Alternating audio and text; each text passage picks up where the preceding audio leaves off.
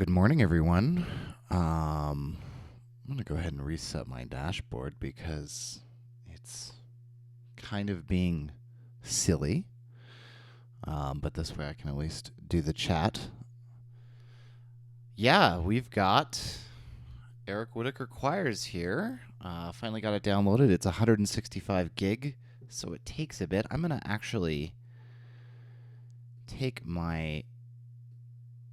this window down so you can see the full interface here. Yeah, and I will try today to speak into the mic more. I was watching just a little bit of the last live stream, and I noticed, yes, it is really hard to me when I'm like, say, way over here. Let's take a look at these. So this is installed locally. I'm not running it on VE Pro. I'm not running it through any special software right now. I've pretty much started Logic in its default blank project. I haven't even changed this. I do have it running through QL Spaces 1 because my QL Spaces 2 is acting up from a license perspective. Let's take a look at this and see what kind of sounds we can get. I've been waiting for this library, as the description says, for 2 years, ever since I heard about this. I've been following Eric-Whitacre's career since the beginning. If you, like me, were in high school in the late 90s, you remember there was sort of, and you were in choir, there was the pre-Eric-Whitacre choir era, and then sort of as he came up, there was then the Eric-Whitacre choral era. He sort of took over the choral world for a while, and all you sang or heard at choir concerts was Eric-Whitacre Water Night, or this is what you heard a lot of,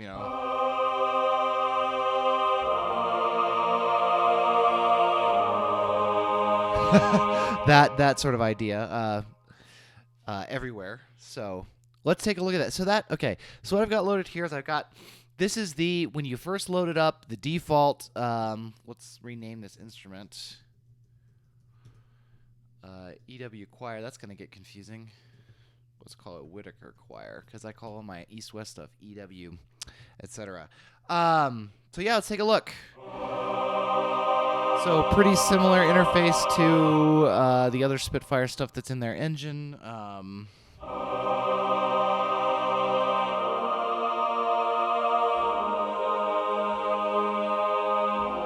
This is a 2T patch, so it's the full choir. If I remove the East-West, this is what it sounds like. The QL spaces.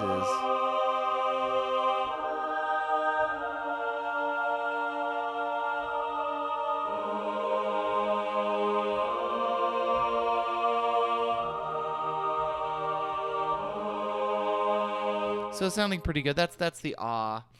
Let's see what else we got. We got a short ah.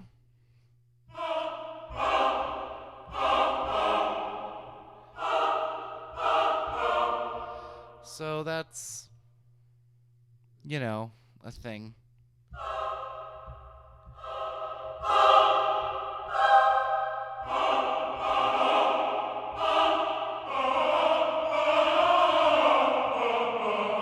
It's got that perennial problem of choir libraries on that short ah, where if you're not right on the pitch right away, which most singers aren't, it takes a second to get into the intonation. You get this weird machine gun effect, but that's okay. I think this is meant for like big chords, for which it sounds fine. Interesting. Let's take a look at these mms. I'm gonna be riding these dynamics, as you can see on these faders here. We got an expression, that's a level of technique, and dynamics. So a little bit different than what's it called? Hans Zimmer, where I think there's only dynamics. Let's take a listen to this.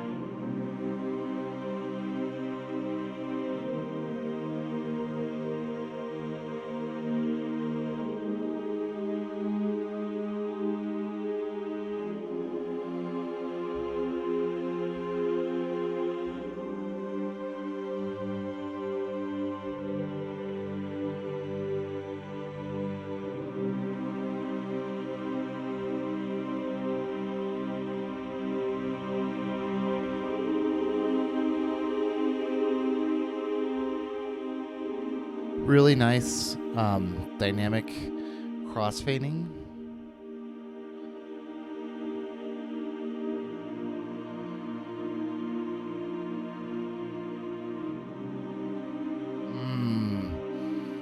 That's a good patch. In typical Spitfire fashion, we have 1, 2, 3, 4, 5, 6, 12, 13 mics that we can load. Let's load a few of these. I'm going to try this big one, see what change it makes. What does it sound like without it? Okay, so that sort of fills it up.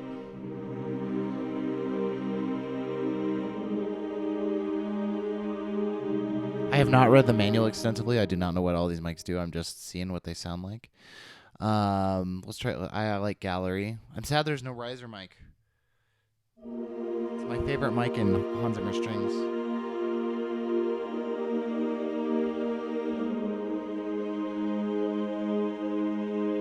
Let's change keys.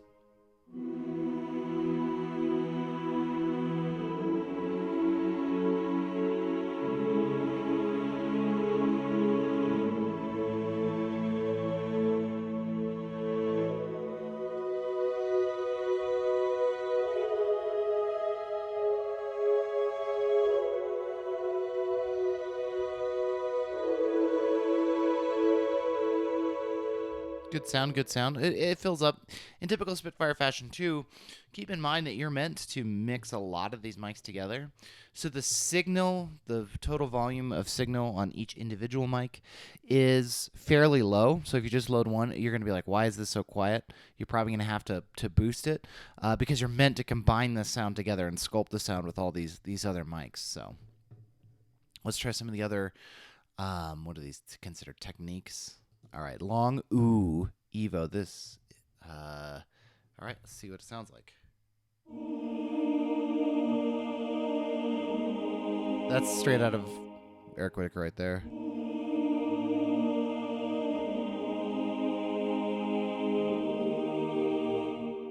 Let's try night.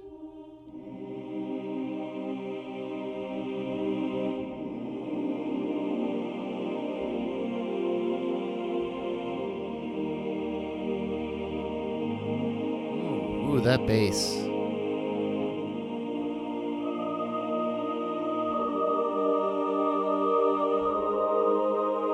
It definitely has that Eric-Whitacre sound, that very pure, what's the word? It's not straight tone. He talks about this in the video on Spitfire's website that I don't really actually go for straight tone. All right, dynamic swell on E major.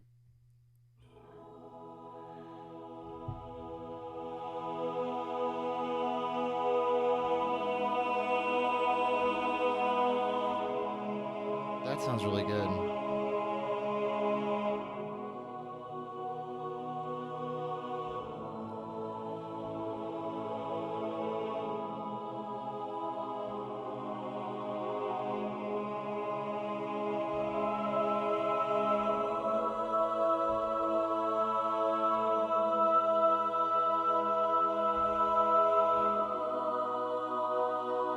So a thing I think you are going to get with this library is probably a lot of, it's not going to be super forgiving if you're not voicing your chords right. So if I take an E major chord and I double, let's say, the third instead, you can hear it's a little out of balance, but then if I double it correctly, yeah, it starts to get better as you start to double in a more traditional fashion. So be careful how you're spelling your chords.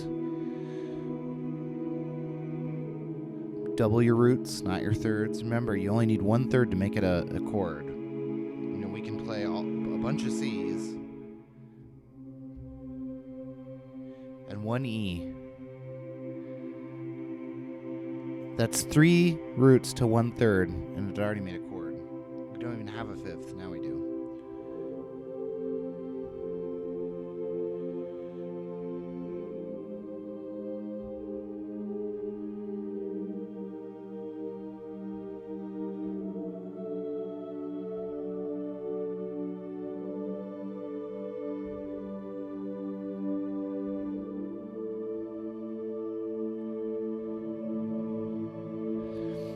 again, this is in a true Eric Whitacre fashion. This library sounds really good with clusters. So if we take a bunch of notes that are really close.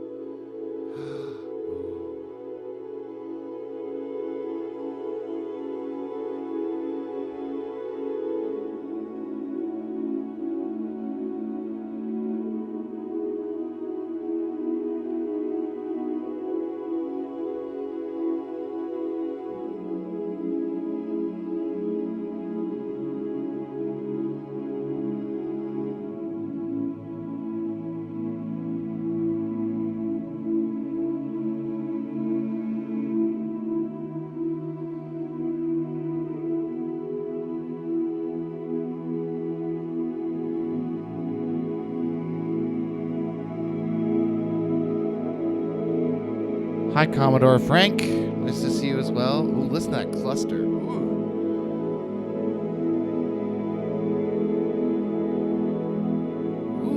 Ooh. That sounds like Eric Whitacre. All right, dynamic swell. Ooh. Let's do the exact same thing or something similar in ooh.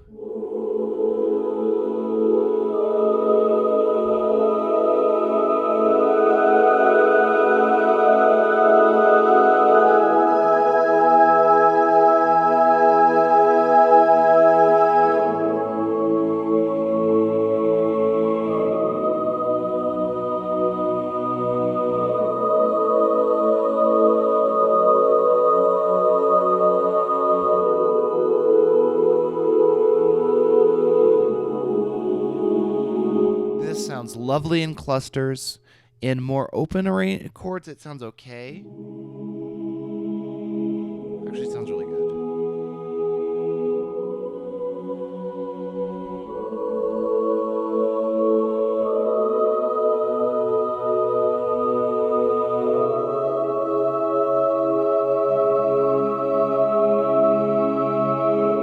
So, something where I'm noticing this differs from, say like in East-West Hollywood choirs.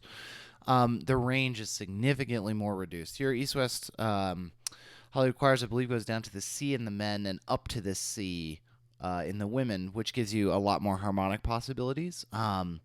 Whereas in this one, we're cutting off an E and A. And that's just because of the tone quality. It's really hard to sing ooh up here with this.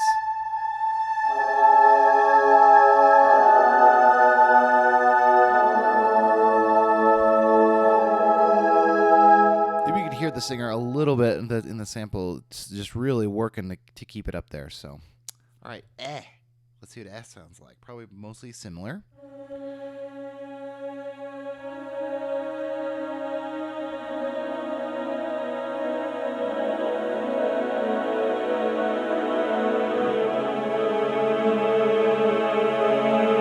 I like that dynamic swell on it.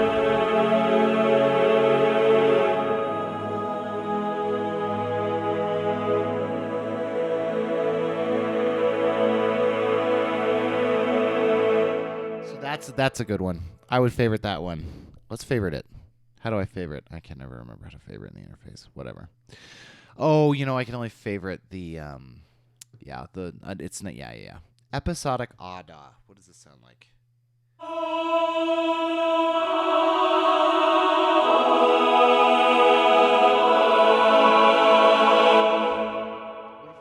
What if we do like a Morton Lawrenson style?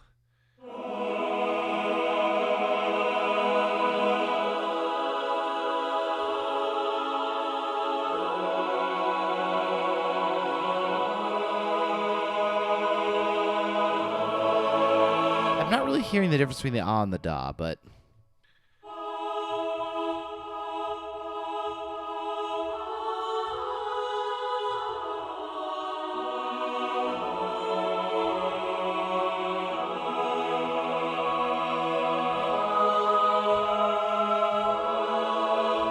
ooh nah. We should be able to hear the difference between ooh and nah, right? Oh, I see it. They change in the patch.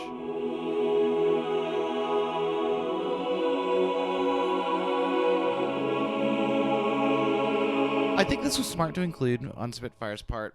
The change in vowels ooh to nah can be you can do it in a lot of different ways. You can do it straight, Ooh, no, where it changes really fast. You can do it a little bit slower. Ooh, no. I mean, there's a lot. There's so much that happens in the voice.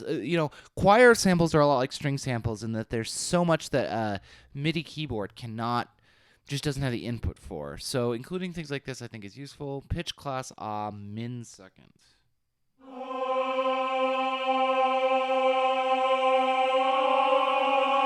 Okay, so it's got like a... Okay.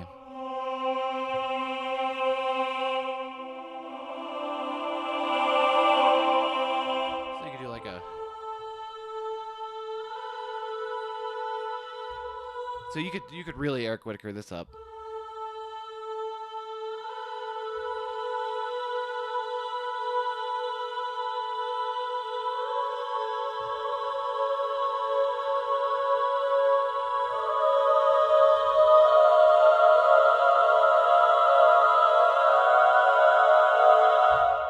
Kind of a cool thing. So you got pitch clashes. I'm not going to go through those because they're pretty easy effects.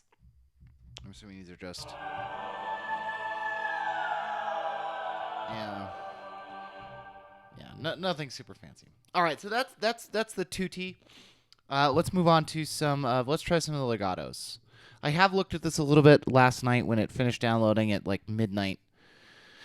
So I did have a chance to kind of go through some stuff that I knew was going to sound good. And I thought that this legato, if I recall correctly, sounded good. So I'm going to up the ambient reverb. We're still going through QL spaces. I find with Spitfire samples, because that hall is such an integral component in their samples, that it's always good to use it and then kind of adjust your other one as necessary. Because you get a lot of really good stuff out of this that then you can feed into another reverb, which you can adjust.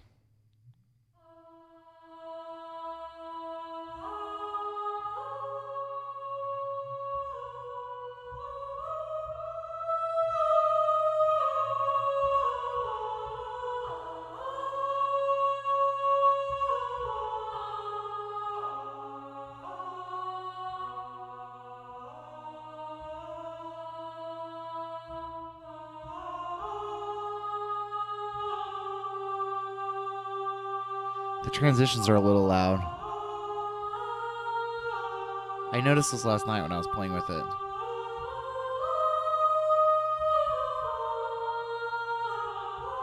And I wish that they had a separate fader so that I could just take the sample of the transition and just drop the transition sample. But I went through the manual last night and I was unable to find it. So the legato is a little aggressive. If this is mixed with other instruments, you're not going to be able to hear that. See, this is a good example of one that's really quiet. Is really hard to make sound loud anyway because obviously your mouth is closed. Let's turn up gallery close, and this is a soprano, so let's turn up the soprano. Mic.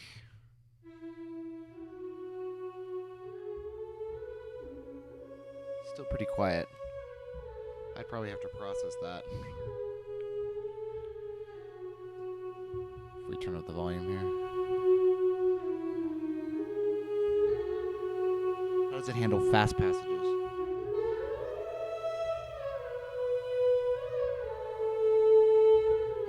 Surprisingly, pretty deft. That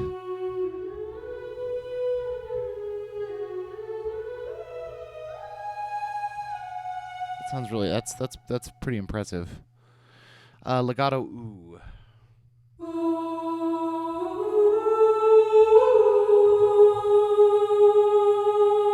I mean, I would say that's about as well as you would hear that phrase if you were trying to sing it super, chorally legato.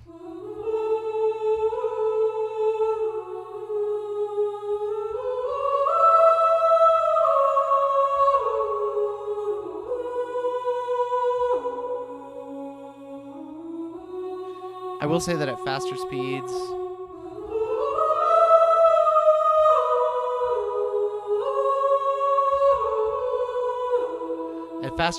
the perhaps slightly aggressive transition volume becomes a little bit more of an issue. Sounds a little bit more sort of out of sync, out of time, at really slow volumes, of course, which is where you'd really probably want most choral music. To be fair, you get a pretty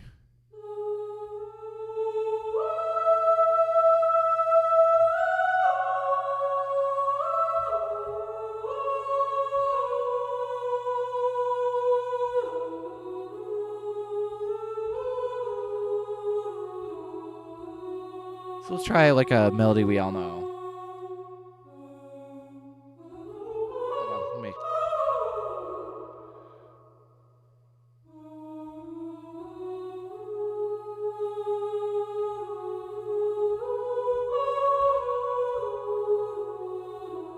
Gorgeous.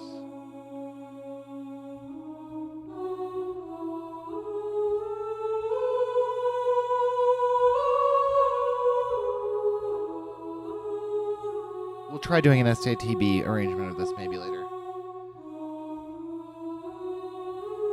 So a little bit schleppy. There seems to be no way to control that, which is a little unfortunate.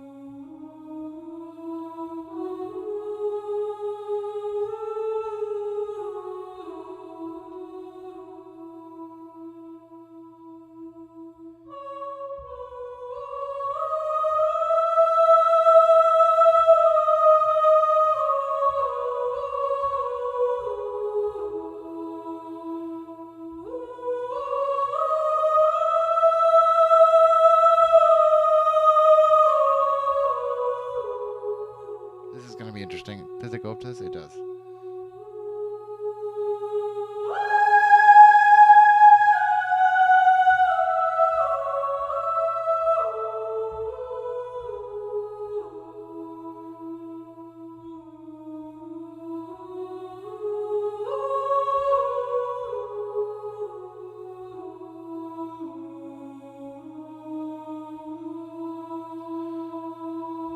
Okay, so interesting. I'm assuming the O is mostly the same, but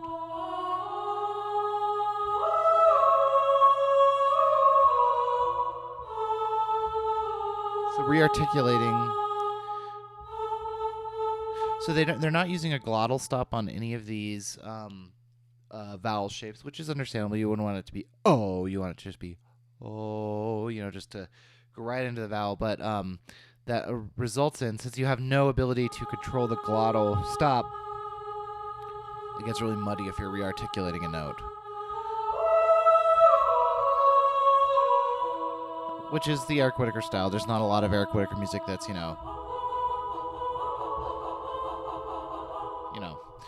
so. Also, I'm on a legato patch. I shouldn't be playing chords. All right, excellent. So those are some sopranos. I'm assuming that the legato is probably fairly similar. If I go to, say, tenors, and grab their legatos, we're going to go to the evolutions next here. Where's their legato? Let's go to their. Where's all legato? I should pay attention to what I'm doing.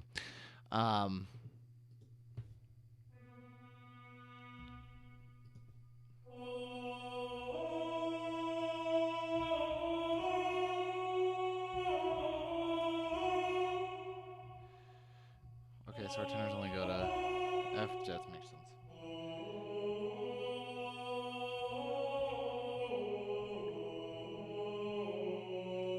So I need to load some mics.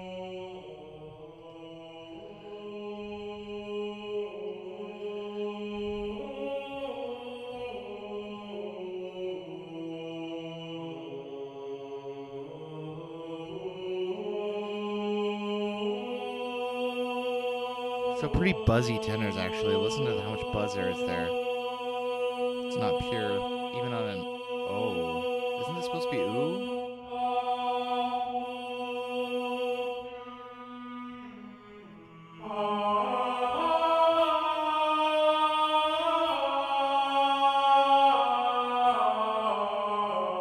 Yeah, the legato transitions are too loud.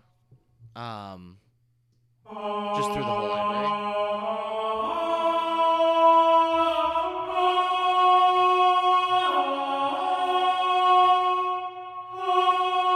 Hey, Junie.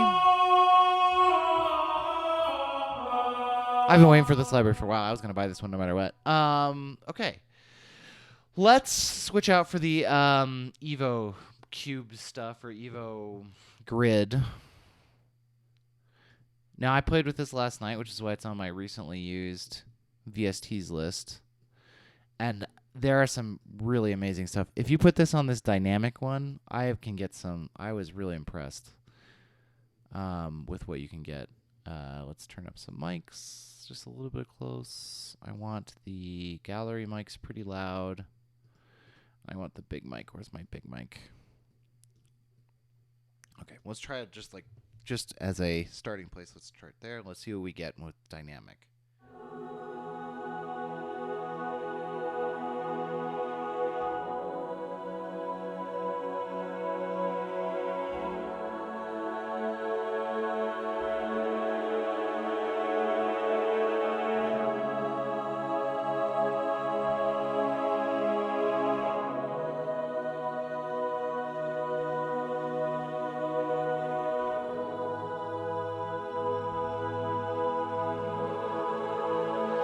Ooh.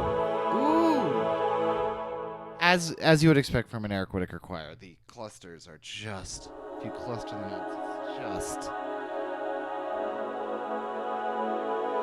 So I can say that unlike Hans Zimmer strings, I don't think there's going to be anybody who's saying, I was expecting it to sound one way and it doesn't sound that way. This sounds like a choir that Eric Whitacre put together.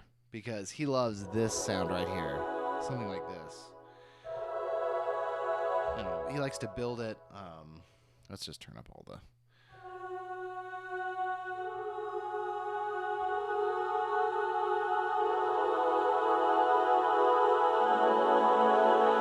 He loves like this kind of a chord. And you can see why, because the shimmer that he talks about in the overtones is really present.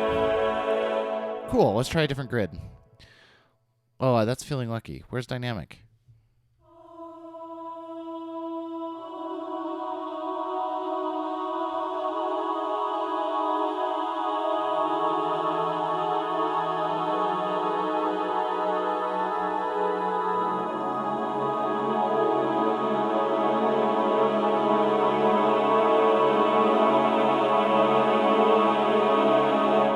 A dedicated Rhodes library, Michael Glenn Montague, eh? I have no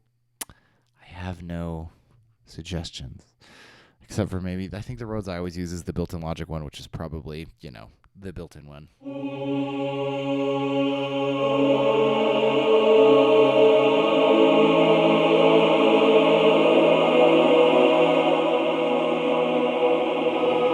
My internet can't keep up with the stream. Sorry, man. I've got it at 720p 30, which is about as low as I'm willing to go. I was watching the pre-recorded versions of this earlier, and definitely you can almost no longer read the text at that point. So.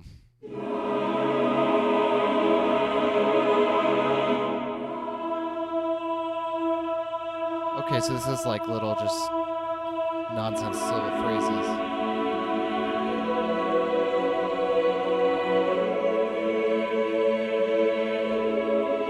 I'm assuming this is tempo synced. If I up the tempo, I'm assuming I get. I do.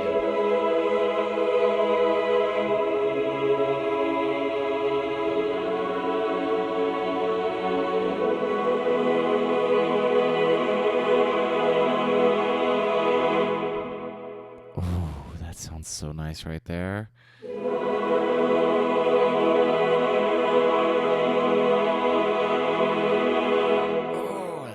All right, let's try building a piece with this. Whitacre soprano. And let's change it to a soprano so that when we copy the track, it's at least the right VST.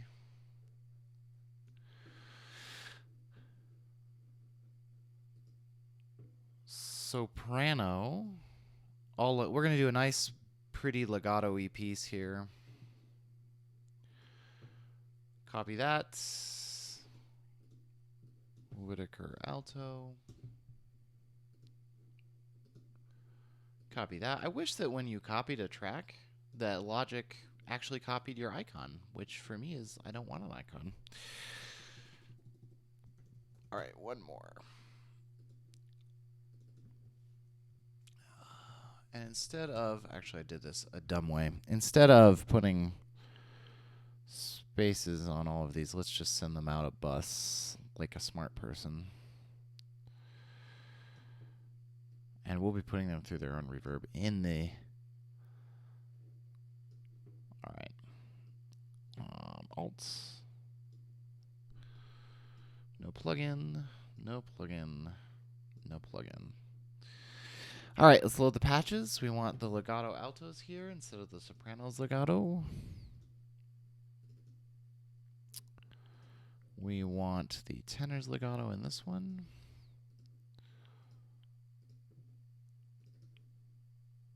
And we want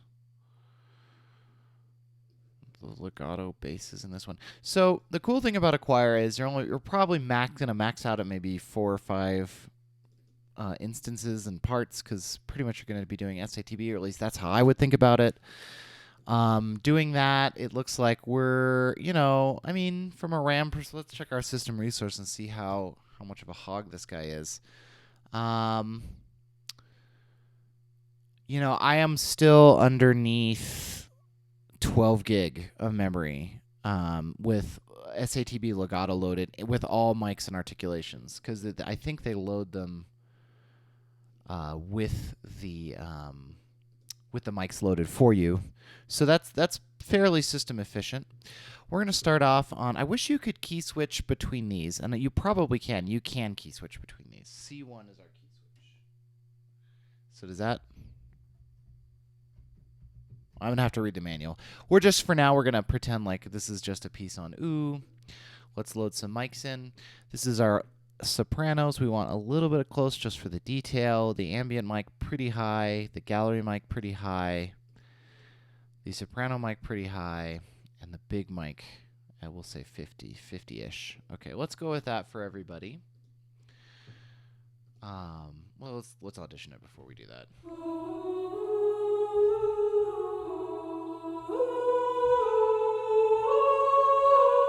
Yeah, it's a fairly standard sound. Did we turn up her reverb?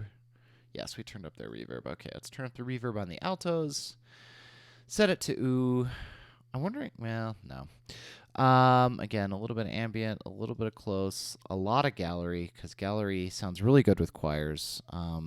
Enough of this to fill it up and some big to fill it up. Now, I am just purely guessing on these mic placements. I like this library for having the SATB part separated. Yes.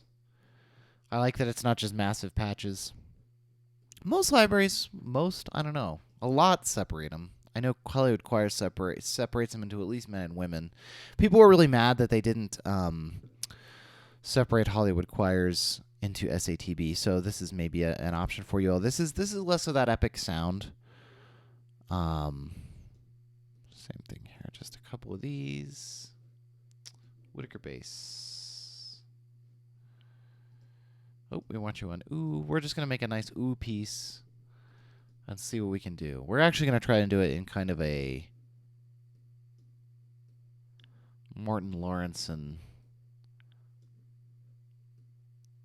style. I don't know why the CPU is beeping at me, but we'll leave it alone. All right. This is going to be a legato choral piece. Let me save this. Whip. Today is 10/26/18. It's the first one we've done today, so it's the A piece. It's so nice how fast things load when you're just using local samples. All right. So let's add a piano just for...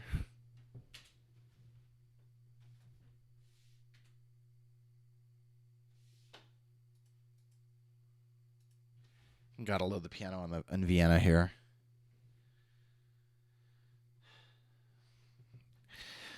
The only thing it takes Vienna longer than saving is quitting. I had my whole orchestral template loaded last night because I was trying this out with the piece we were working on Wednesday. And now I'm waiting for it to deload so I can just load up a single instance of the Bose. How's everybody doing? We're going to call this Bosey. We're going to call this no icon. We're going to give this Vienna.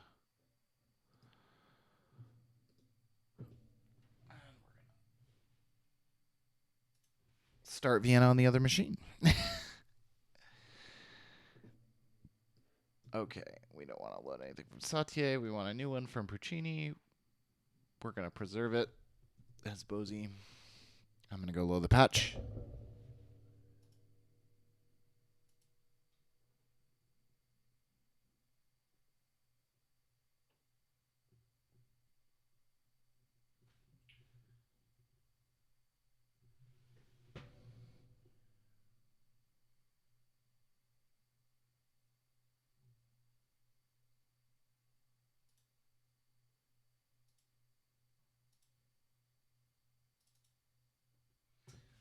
All right, we're loading up the Bosey. Let's send the Bosey through its own reverb. We'll call this choir. Call this piano. Kind of unrealistic to have the piano feel like it's recorded somewhere else, but I like the piano in Piano Hall, I think.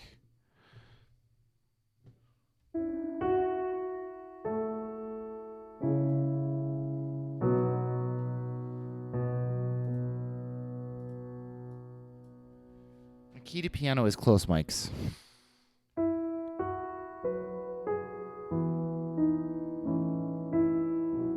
That's pretty good. Okay. That should be good. All right. Now, I did not pre-write music for this, so we're going to have to kind of come up with some ideas. Let's start. Let's think of this as being an A major, because that moves our third of our main chord to a nice place. Because we're going to do like a... I can read. It moves a third of our chord to a C down here. Because what we're going to try to do is like a...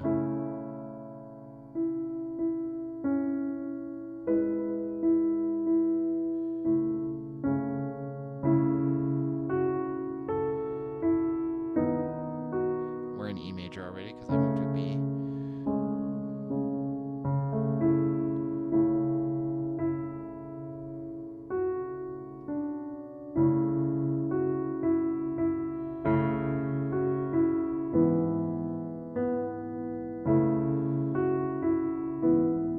Let's try something like that.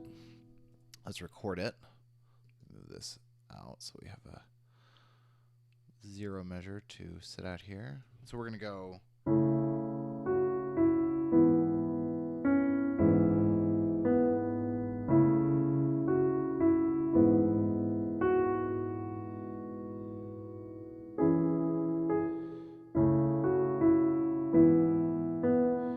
Let's just record that.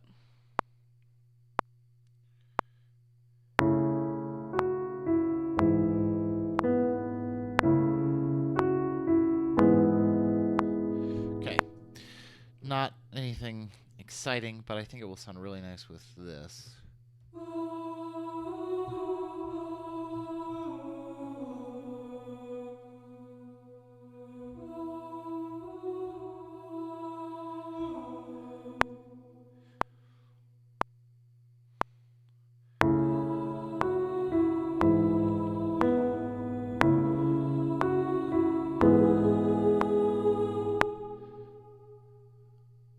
Do the bass. So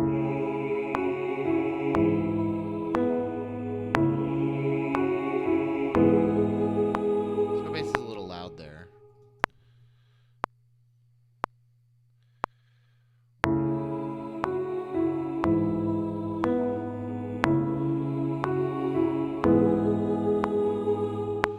Cool.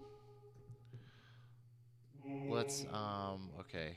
Tenors. What are our tenors that you're doing? Probably. Yep. Easy peasy.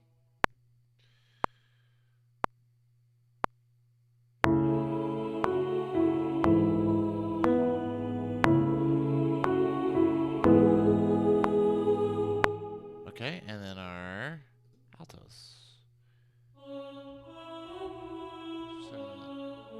Yeah, these need to be the roots.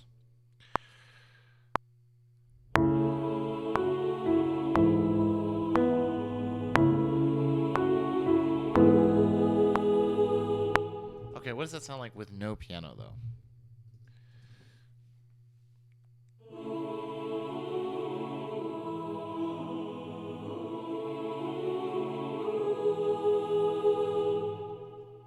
Sounds pretty good.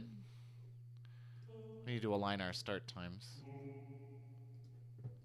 I feel like our soprano needs to be louder, but...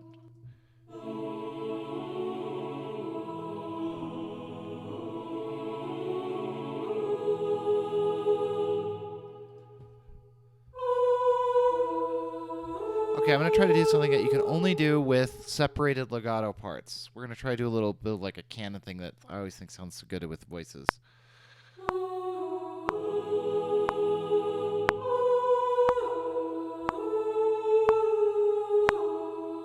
So we're going to take that same phrase, and we're going to do the exact same thing on the altos, but staggered.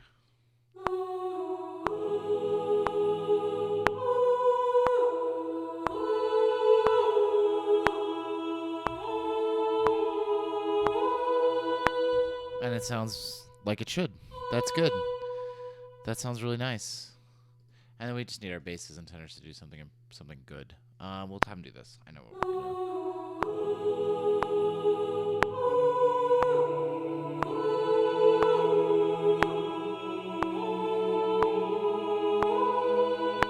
Yeah. We'll just have them in parallel fifths here to see what it sounds like.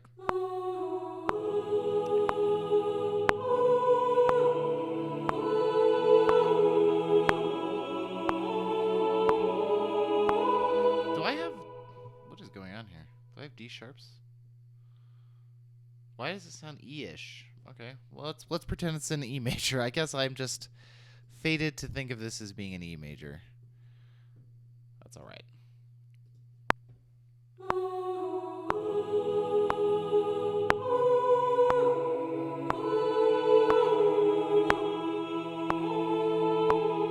It sounds so good. It sounds so good. I'm impressed with this library, I gotta say.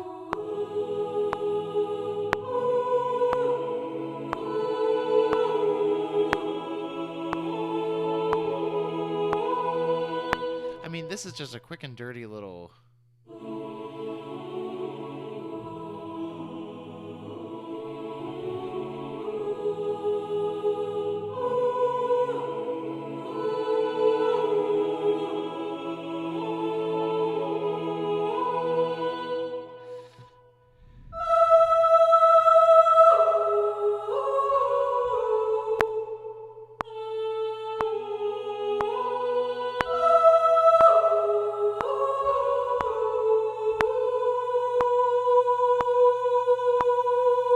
About our chords there, and again, I'm just kind of freely kind of just improvising this in here just to see what it can sound like.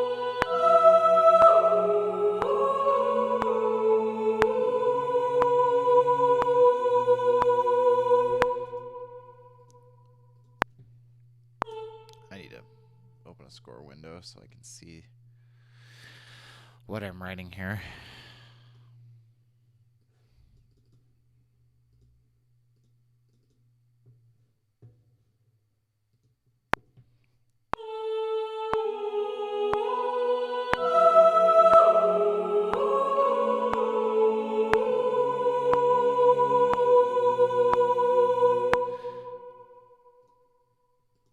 Yeah, we're just kind of trying some...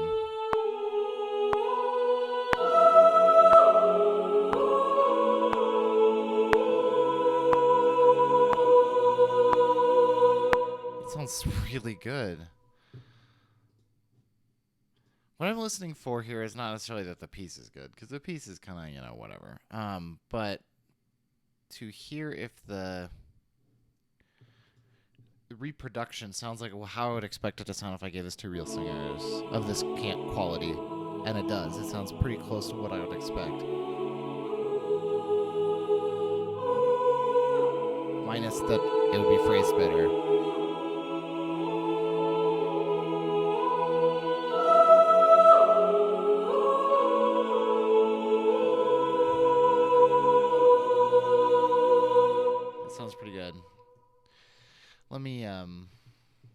with strings, this would sound really good. Maybe we'll load it up into some string stuff. Where's my modulation data? Yeah, we need this to be significantly less aggressive.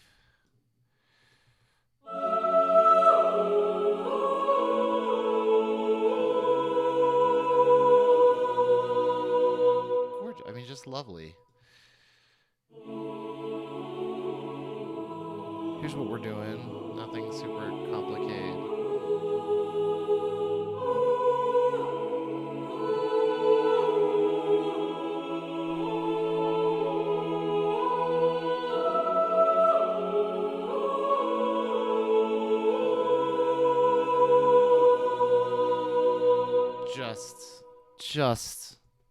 Just a beautiful sound.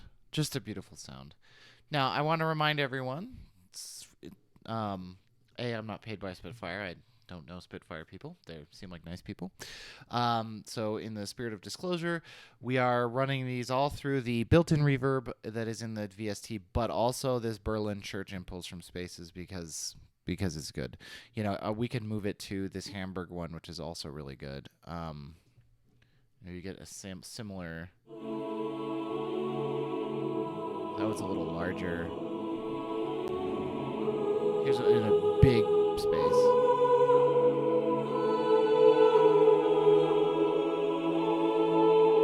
Now here's a cool thing you could do.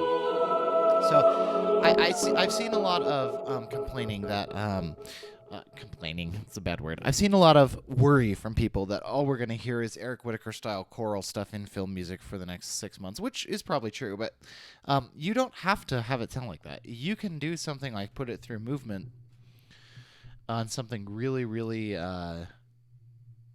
subtle, like say, where's Tilt Shift Sunset? I think it's in the subtle. Hold on, it's tagged subtle. Where's the subtle? There it is. Like a Tilt Shift Sunset sort of. Where's Tilt Shift Sunset? Preset. Tilt Shift Sunset. Everyone's like, it's right there in front of you. And you get something really cool. If you take this and you give it a track and you automate it.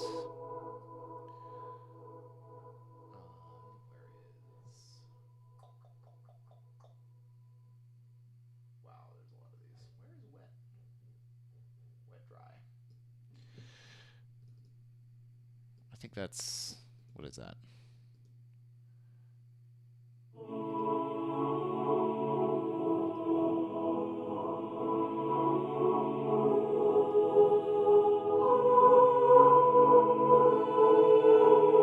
don't know why it's not letting me automate. I thought that was the...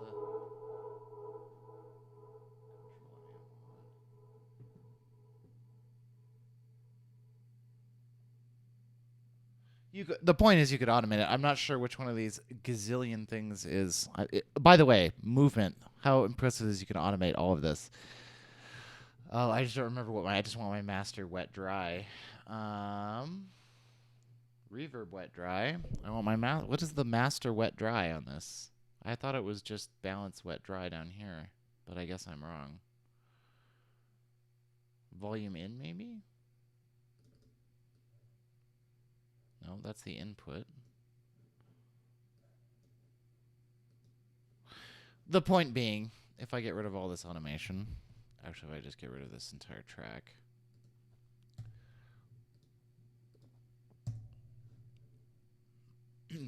Whatever. Turn off this. Whatever. The point being that you could do something like this.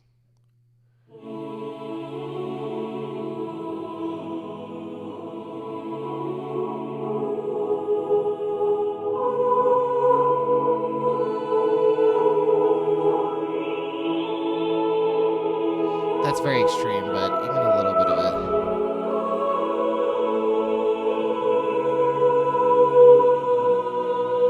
You do really cool stuff with stuff like this, is my point. It doesn't have to sound the same. Let's close this project. Let's load up what we were working on last time, and let's try adding some of these choirs to it.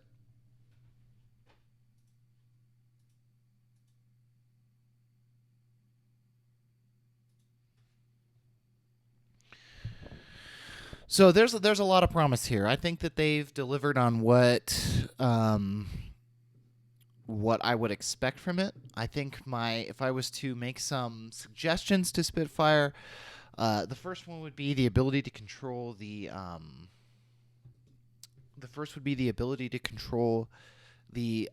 volume of the legato transition samples. I think that the volume right now is probably good for cutting through a mix where these choir samples are being used in concert with, say, a full orchestra, maybe doubling some strings or some other stuff. But I think you could do some pretty excellent pieces with this choir on its own, with those legatos turned down just a hair, just a little bit, to make them a little bit less prominent. It sounds really uneven at certain volumes, and just bringing them down. Legato. East West was criticized pretty heavily for not including legato samples in Hollywood choirs, and their response was, I thought, pretty good, in the sense that there's not a lot of legato transitions in singing. It's a very sparingly used effect that you don't really want to have on every single transition. I mean, most of the time when you are transitioning from like an A to an O, you want to go straight from A to O. If you say Gloria, Gloria, you want to go straight to the A. You don't want to Gloria, yeah, and have that yeah sound that transitions. Gloria. I mean, there may be a time where you want that, but it's gonna be the exception, not the rule. Just waiting for some samples to load on this machine over here. So I think that it's worth having a knob in there for that, since it's already sort of departed from the super minimalist Hans Zimmer strings style and has some extra, vibrato sliders and things like that. The ability to just tweak those legato samples in the interface would be welcome, especially since it's not in contact anymore, so it's no longer visible to us.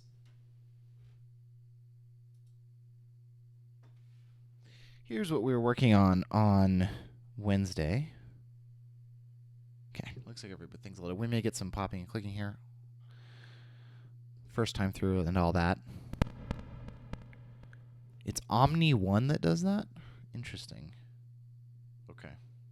Note to self.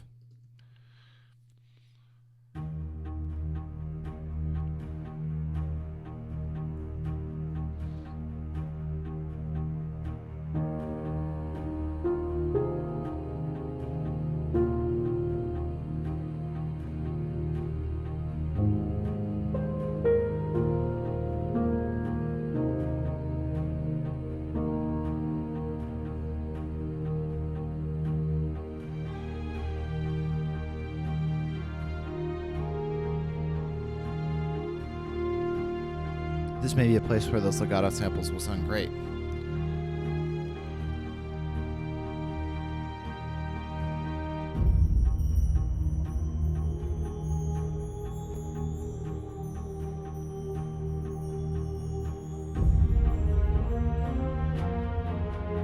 Here too.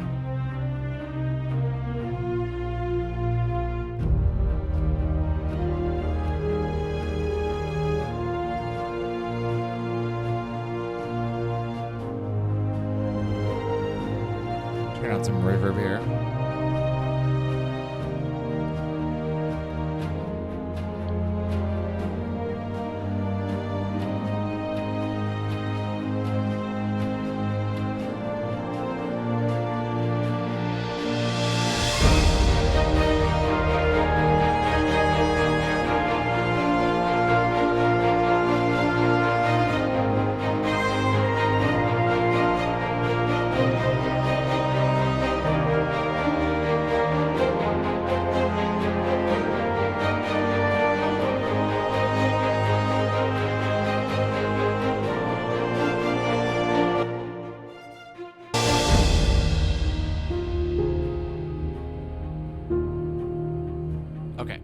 Let's try adding some Eric Whitacre choirs to this piece, because I think we sort of got lucky in that this piece is potentially really good for this library. It already has choir in it, so we can do some comparisons.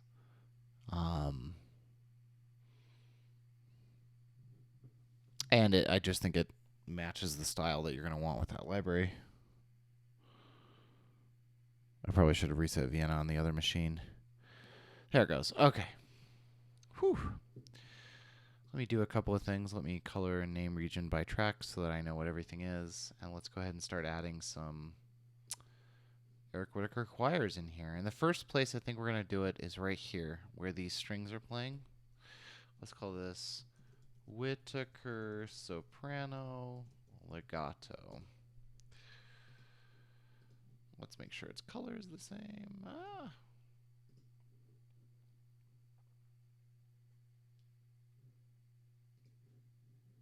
is it, like these? Yeah. And let's make sure it's in the track stack here.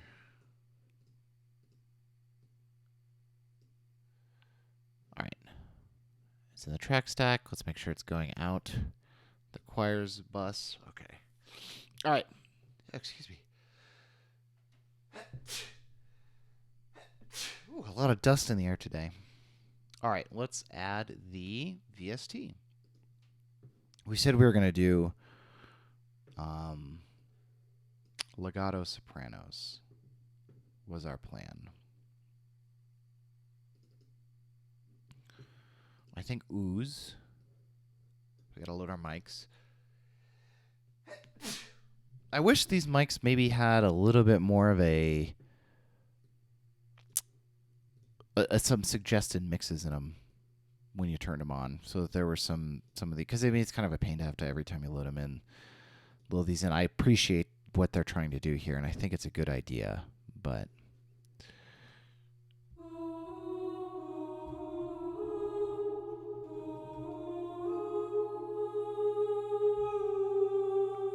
okay.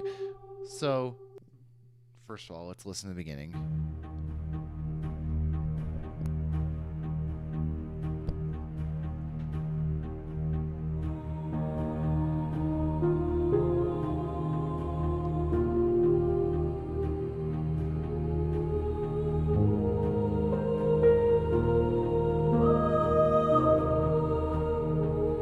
Gorgeous. I mean, we're not going to record it, but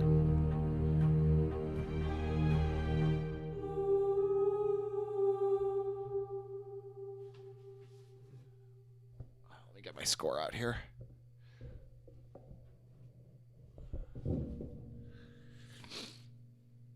I need to go blow my nose. I'm going to play this. I'll be right back.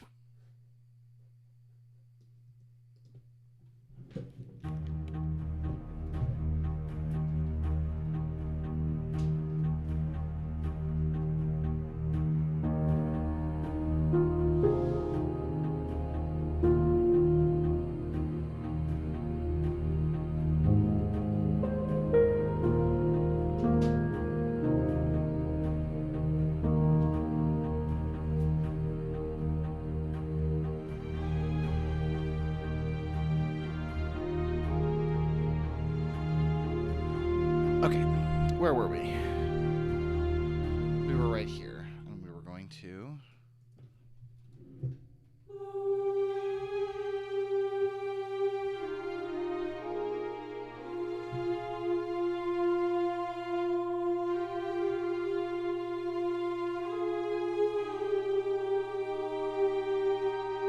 Yeah, let's add that in.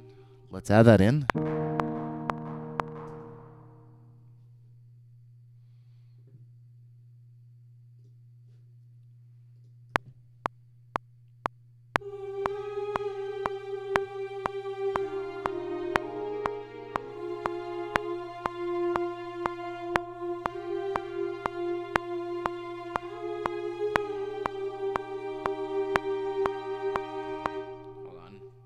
Let's record it again.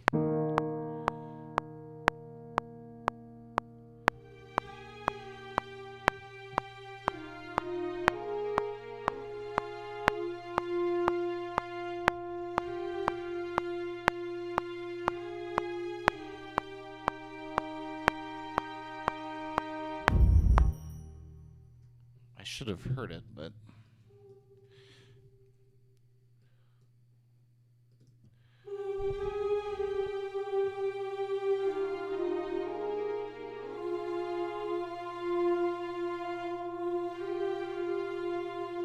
Now, if I quantize this, every time I get a new library, you got to learn all the tricks. Does it like to be quantized or not? Some libraries like to be quantized.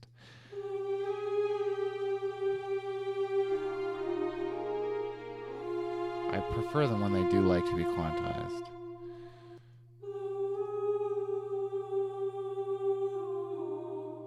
I can't do that. I'm not sure I agree with the decision to have the soprano legato stop at B natural below middle C. That's a little low. Maybe like A?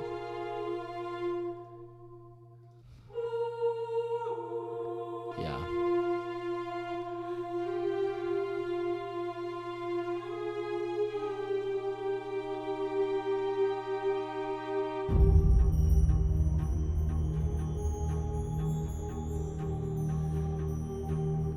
What is a good way to practice composition? To compose? I mean, if you can compose at the piano with a written score, because that works on your ability to think about structure. It works on your sight reading. It works on your ear training. It works on a lot of things all at once. Spend some time in front of the piano. Write a whole piece. Pick something with not a lot of instruments, maybe violin, piano. Write a whole piece down by hand, using a pencil and paper. I would really encourage that. At some point, write a choral piece, an SATB choral piece, by hand on paper. Teaches you voice leading. Again, works on your sight reading, works on your oral theory, works on lots of stuff.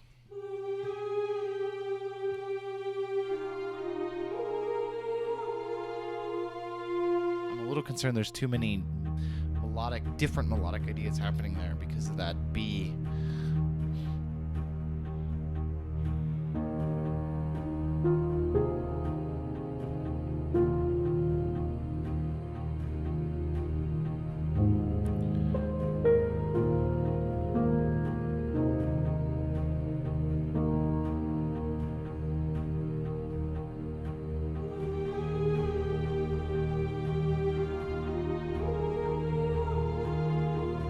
Okay. I don't think we need the solo horn though if we're gonna have this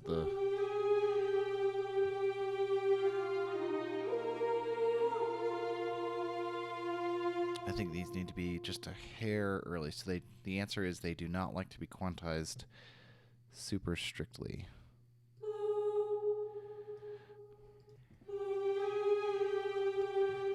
It is hard to compose in a DAW. It is really hard.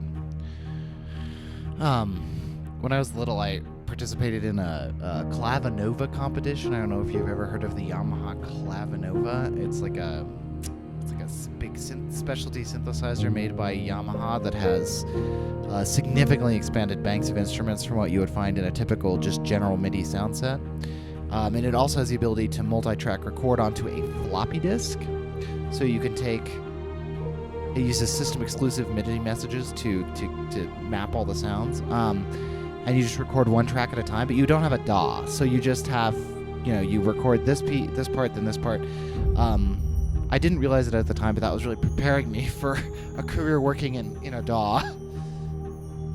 So that could be useful. Now the question is, do we want to have some sopranos here? I really need a little bit more signal out of that, I think. Let's leave it.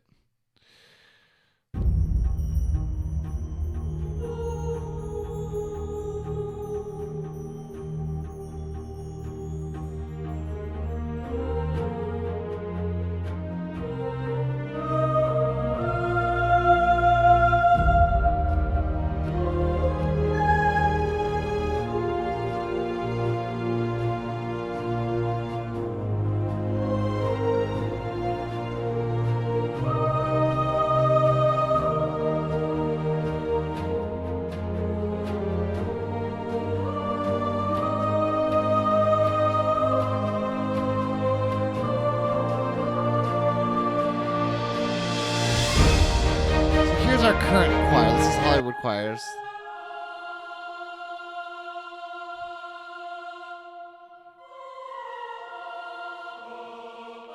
Let's add the Whitacre soprano to it.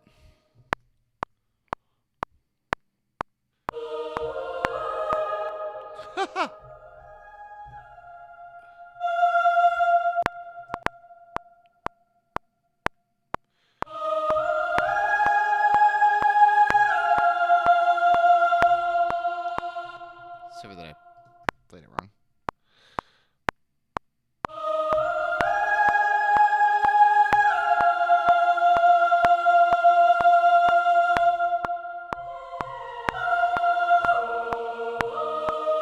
Okay, we may have to mess with this here because of range.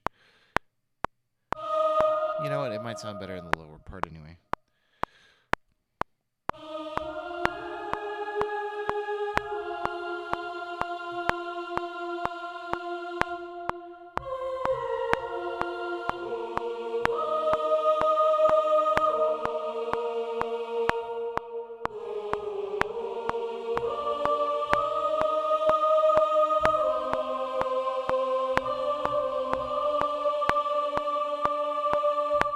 Yeah, we're working on making the dynamic aspect of the song nice and phrased and realistic, like there are real people playing it. I think the problem here is that this is gonna pop out. How loud can I make that?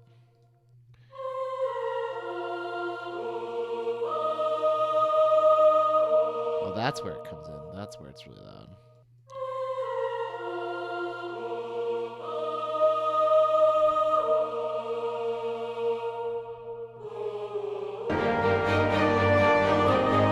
As you can see, once you bury it in the mix, you can't tell. It just sweetens it a little bit.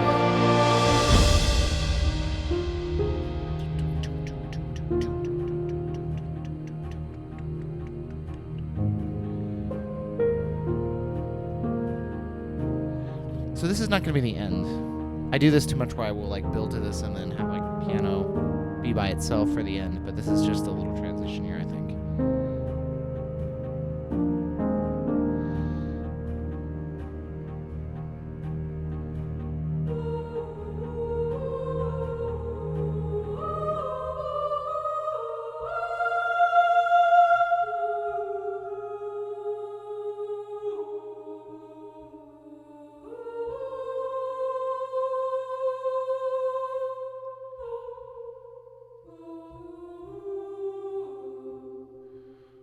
Okay, so I think where are we going to transition here?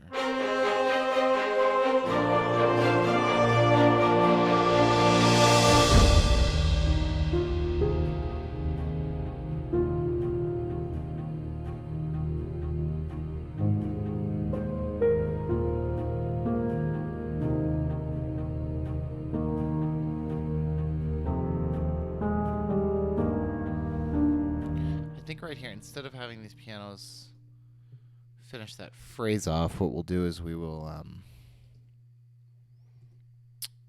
use the end of that phrase as transition.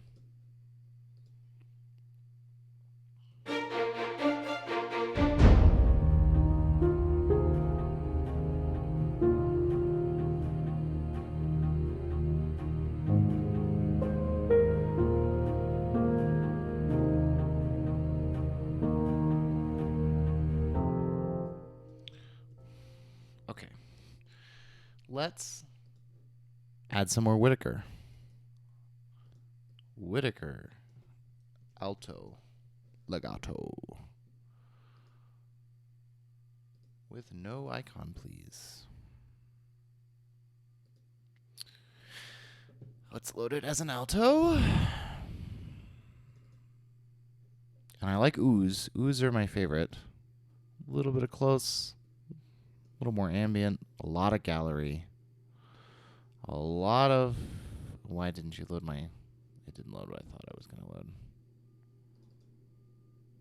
Alto, all legato. All right, a lot of alto, some big. We're going backwards now. A lot of gallery, some ambient, and a little bit of close. Okay, so what I'm thinking...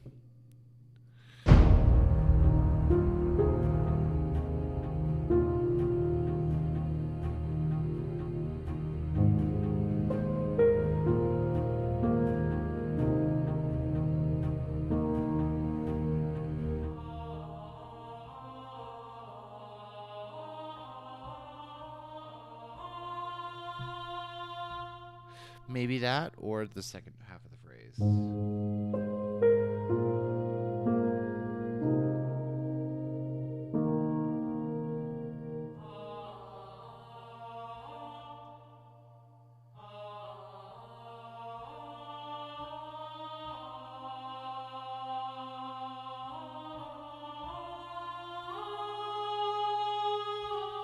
Yep.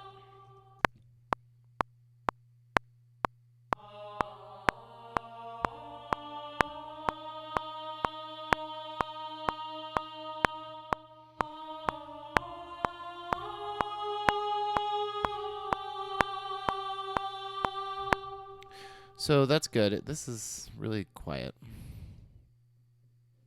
Oh, probably because I didn't have to turn that up.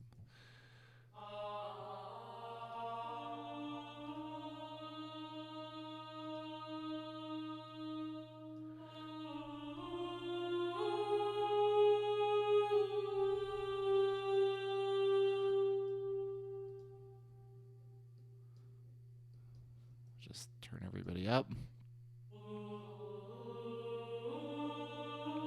And we'll probably have the soprano in.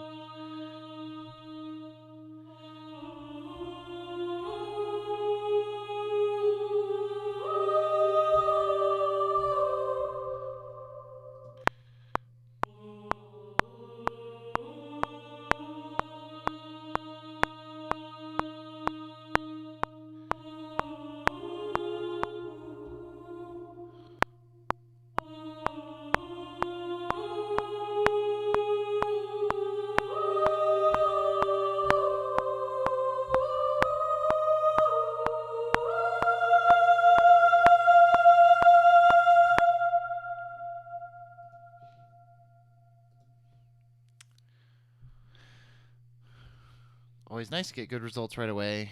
Sometimes you don't, though. Let's add basses first. We're going to add a full Eric-Whitacre SATB choir, I think, to this guy. That's not the correct...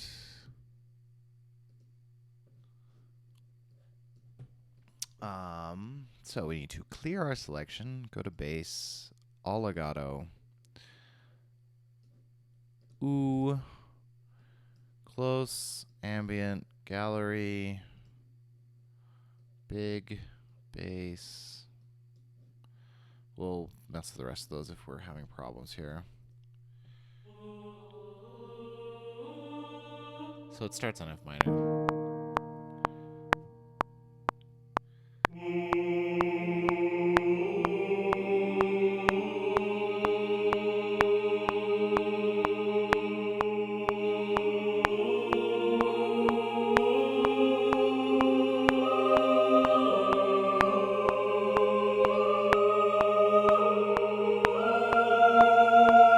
I think so. We'll see if that actually needs to. That's obviously too loud right now, but now we're gonna have strings doubling this, and it'll feel a little bit more. That is actually too loud.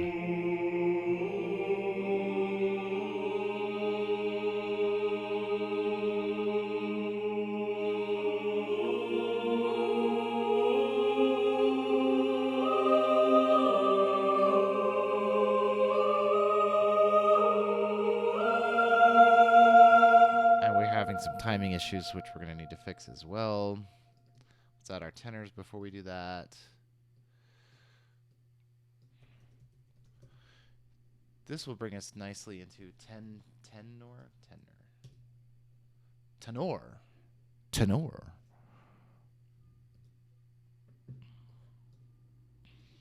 This will bring us nicely into a what we need to get back to is a large statement of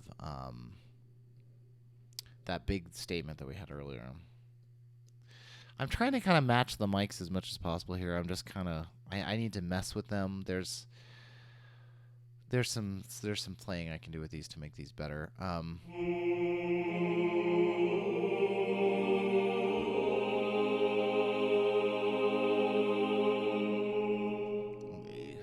I've got the score on the other monitor here. I just need to look at it while we work on this here.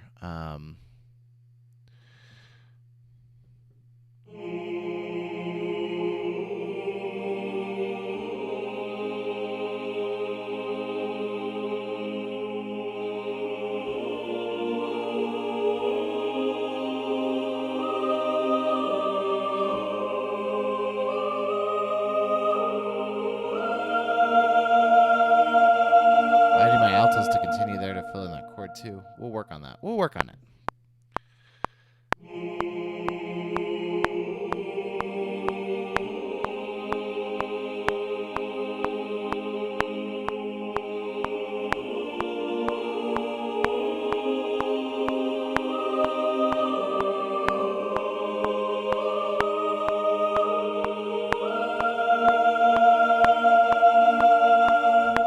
Good. Let's have the altos continue here.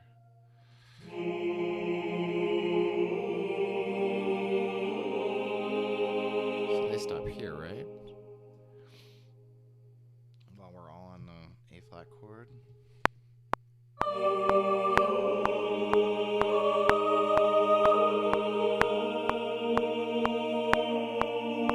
Oh, those are sopranos. That would help if I selected the correct track.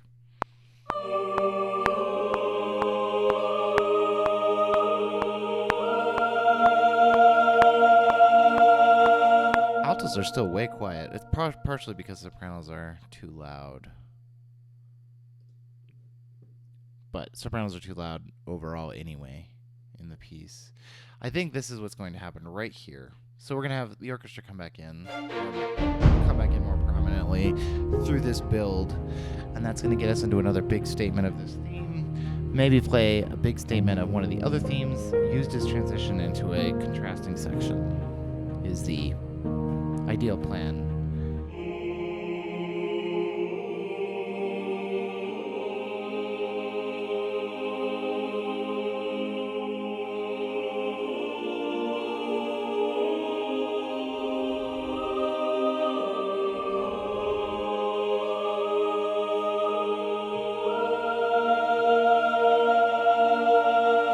Yeah, this is good. This is good. Okay, let's add some of our.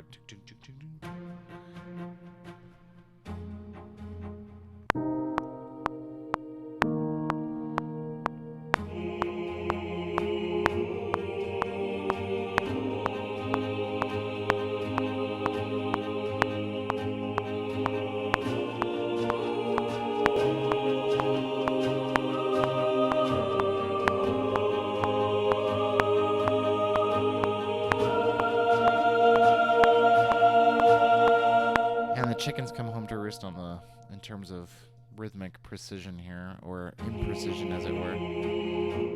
I think this would sound really a lot better if these came in with a less aggressive ooh. Come on. That's where you're going. Maybe not that aggressive. And there'll be strings underneath it. Alright, let's figure out where we need to fix things.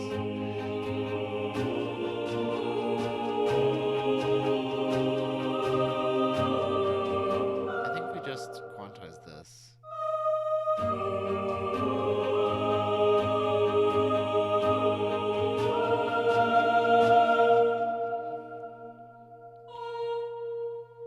Something else is late.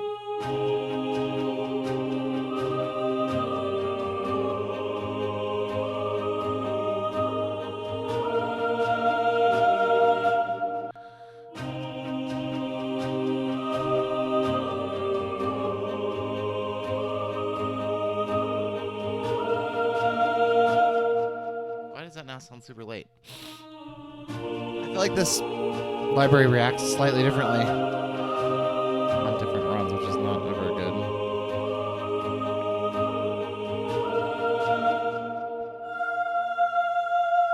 Now it wants to be ahead of the beat.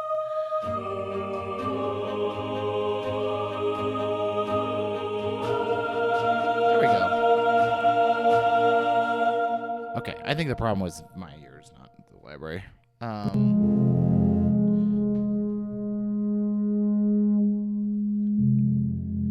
Okay.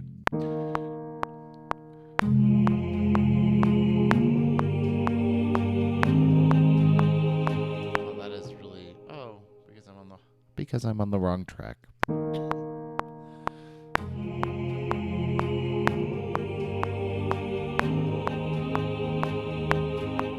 Cannot put suspensions in the little backer pad.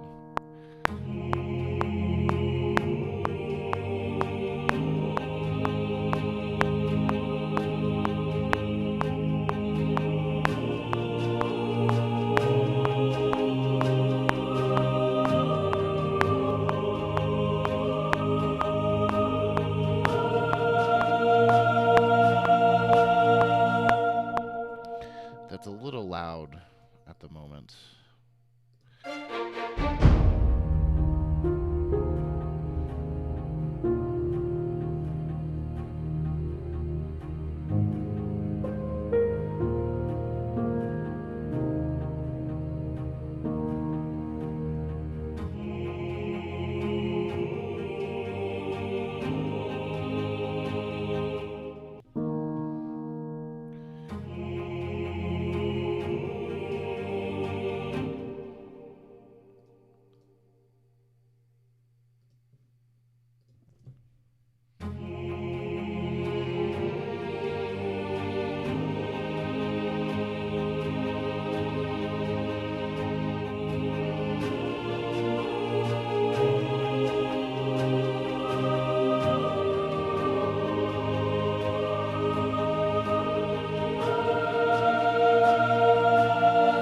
Hilariously, this choir is ridiculously overmixed. That's okay. We'll fix it.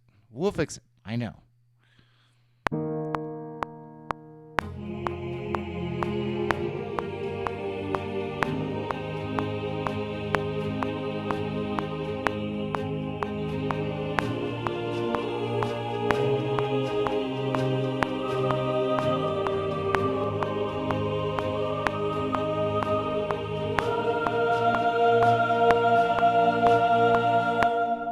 Let's just turn all of these down right now. Maybe like there, something like that.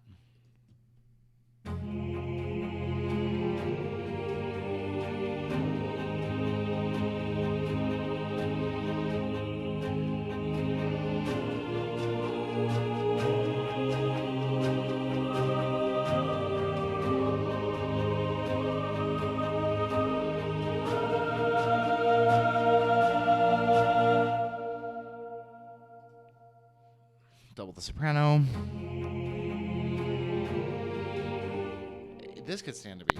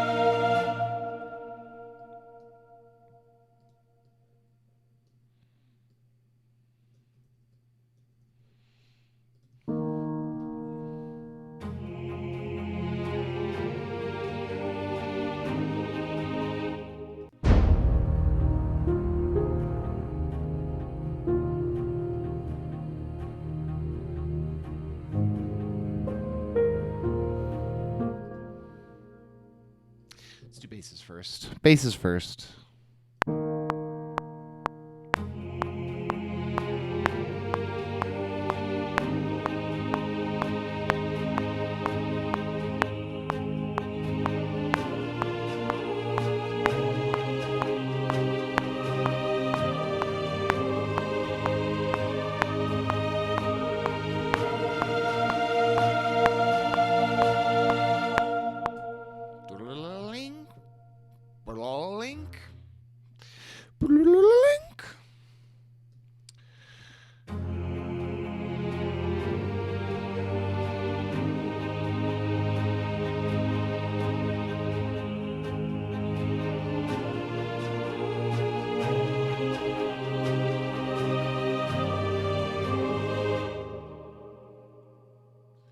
Okay, Shelly. Easy. Choirs are still loud by now.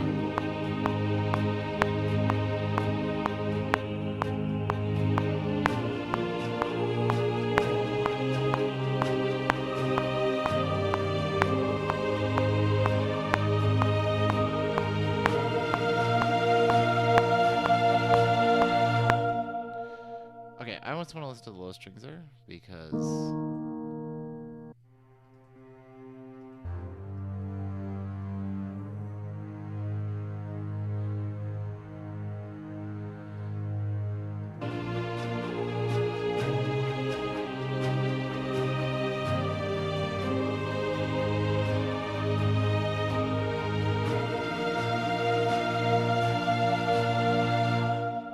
okay, let's add viola.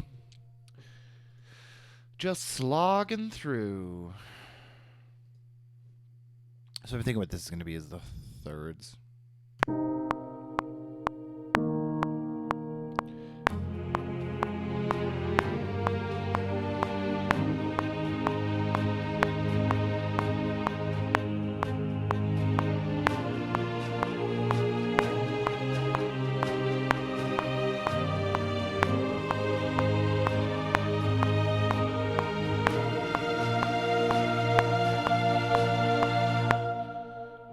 Cool. I don't remember recording any data. Excuse me, I need to sneeze. Man, I thought I was done with the allergy season. I did not take my Allegra.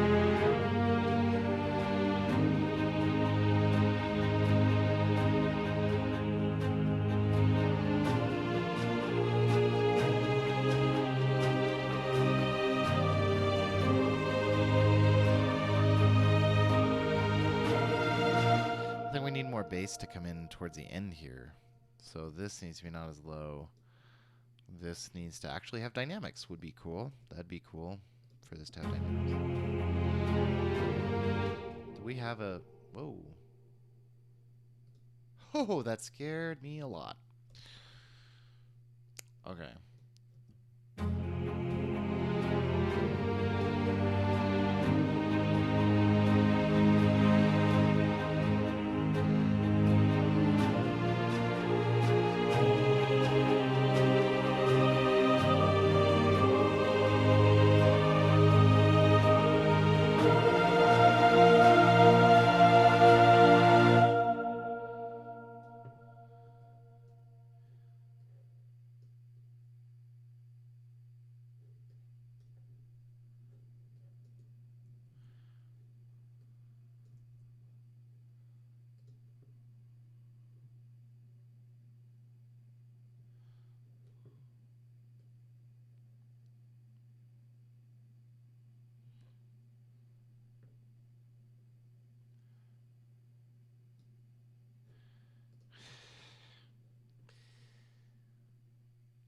Does anyone remember what the shortcut key is to not have it move vertically, only horizontally? Do you like hold a key down while you're sliding and it only slides instead of going up and down? It will never let it. Whatever. This can go away, and then we should have that section we just worked on that becomes big. It's going well, Pegek. How are you? We're trying out this Eric Whitacre library and this new piece. It's sounding pretty good. this particular...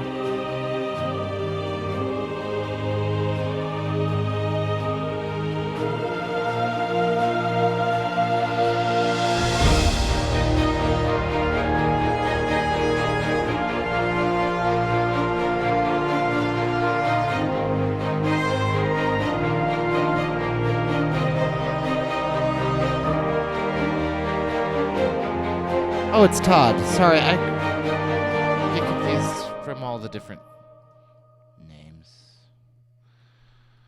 for people. Because didn't you just stream as Todd K, like as your name, right? Edwards, right? Anyway, nothing wrong with using a different alias. I early on in my career, I was like, man, I should have an alias. Everybody has an alias, you know, Disaster Piece, C418 or whatever his name is. And then, but I had already like bought into my actual name, but whatever.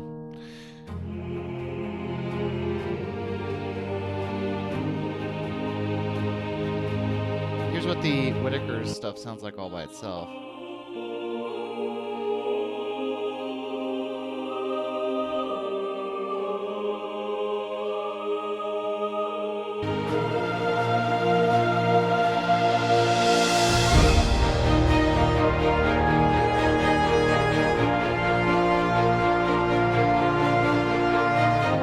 Let's see if that makes sense structurally or not.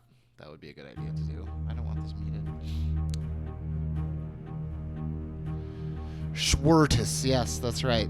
We could like combine them. I feel like if you're doing games, you have to have like some sort of really weird handle though, like I don't know.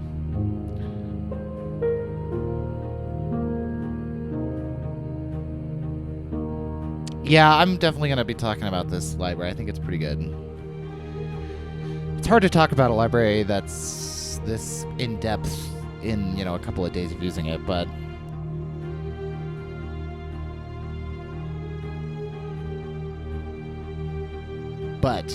so far I'm liking it. You know, and it's one of these libraries I think it's going to be a little bit controversial because it's going to be a lot like an East-West library.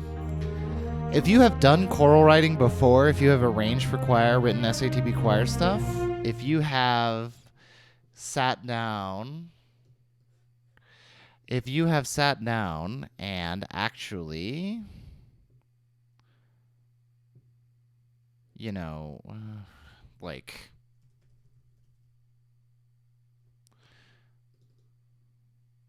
and arranged for chorus before, it's going to be really nice. There's going to be a lot you can do with it because it's at least half done by Eric Whitacre, who does this for a living. If you have not, I do not think that you're gonna have to learn how to do it.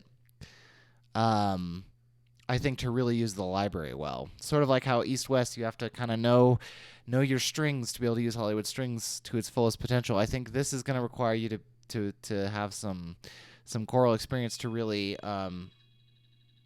I don't know who's calling me, to use it correctly. So that's going to be an interesting, controversial Spitfire library.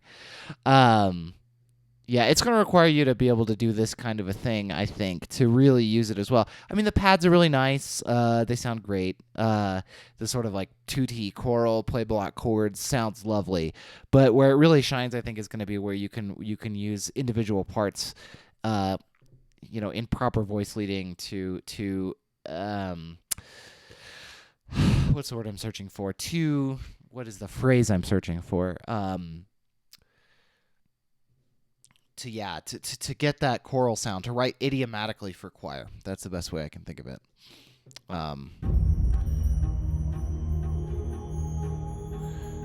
Which is weird, because I feel like Hollywood choirs is designed so that you don't have to write idiomatically, which is kind of not the East-West way. You just write big, giant block chords with pseudo-Latin behind them. And Hollywood choir sounds great. I feel like this library is kind of the opposite, where it's a Spitfire library that has to be written, not has to be, but is best when written as if you were writing for a real choir. They've sort of switched roles, I guess is what I'm saying. It's interesting.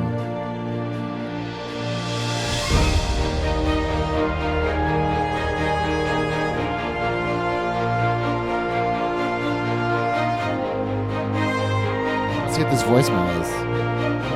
Pitch it spam.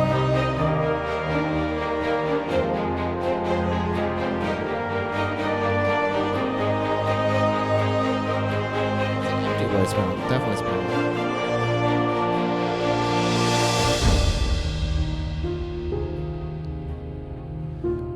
I love that little analog strings sample going chunka chunka chunka.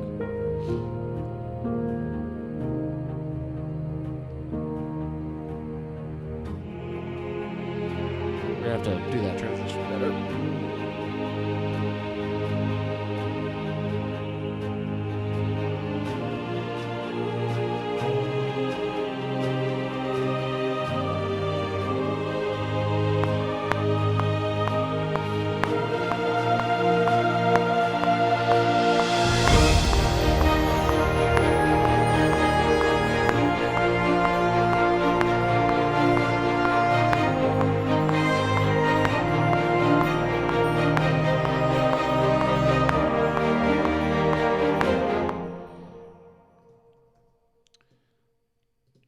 Crash cymbal.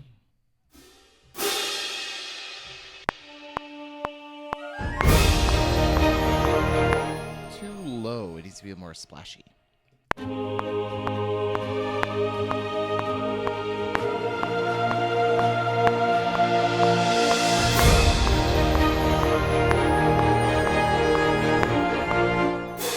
Yeah, that's pretty good. Hey, come back. Quantize. I like to quantize whenever I can, just because then I don't have to worry about. It's one less thing to think about.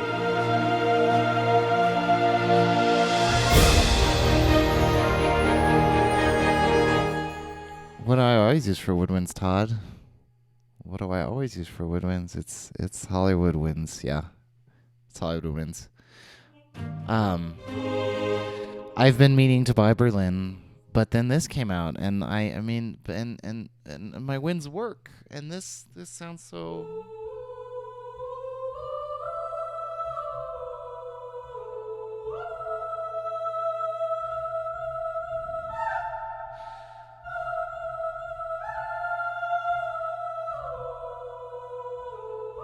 And I just had to not buy Berlin. I need to buy Berlin woodwinds. I wish Berlin had a bundle option for all their orchestral stuff. Why is this not a thing? Even if it was like $2,000, just tell me how much it costs and give me a discount and let me buy all the Berlin stuff. Just let me do it. I don't know why they won't do that. It's super annoying. And they've got like things broken into these weird I want to buy you, Berlin. I want to buy you. Well, you fight him. You fight him. You know, I was listening to Thomas Bergerson's new album, and I know he wasn't involved in Hollywood Winds, but I feel like a lot of the inconsistencies in Hollywood Winds I hear like little echoes of in his new album. It's called, let me find it. Everyone should, by the way, buy this album. Let me see if I can find it here. This would require me to know how does it work? How does it work? How do I look at Apple Music Store? How do I know? Why do you hate me? Anyway, it's called, I'm going to go find it on the web.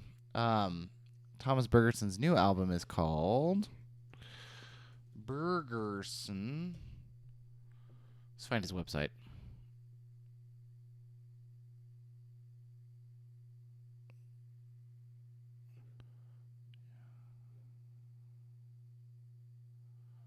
Okay. It has not been updated? How has your personal website not been updated with your new album, dude?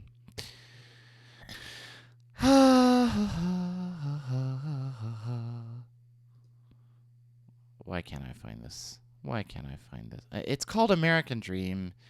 It's good. This is the YouTube link, which hopefully is not playing. Oh, look, another masterclass ad. I'm so shocked. All right, stop it. It's this. American Dream. I would recommend going with by the way, look at that album art. That album art is so good.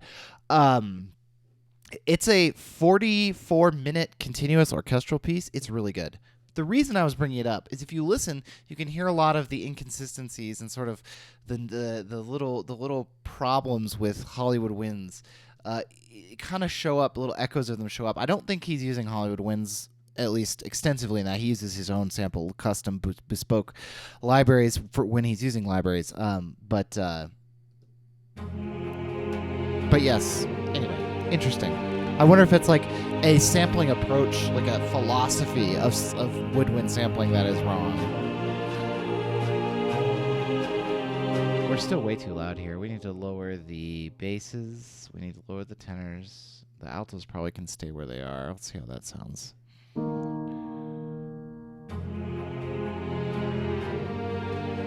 There we go. That's a little more balanced. And I'm just using pre-recorded runs right now. So that's the other reason they sound good.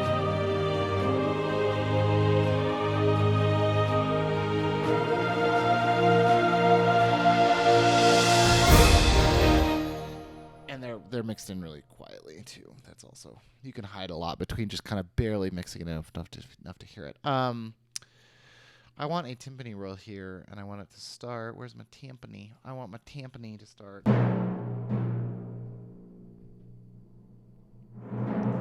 on that B flat chord. Now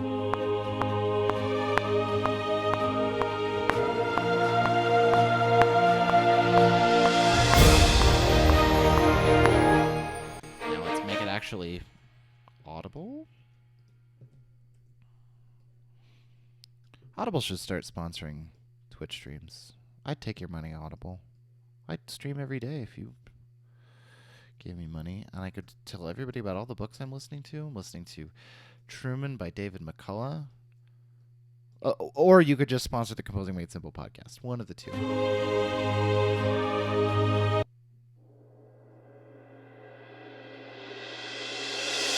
Did I choose a...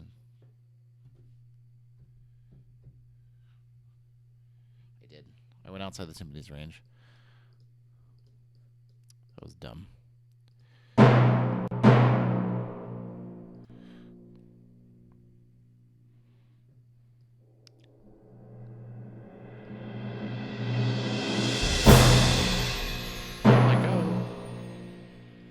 I hate key switch patches. I hate key switch patches. I hate them. I think we can have that go all the way. Let's microscopically zoom in. Oh, Logic, where did it go? Where did it... Oh, of course. Let's try to get it right up to there. Let's find I'll line this. My problem with key switch patches. Here's my problem with key switch patches.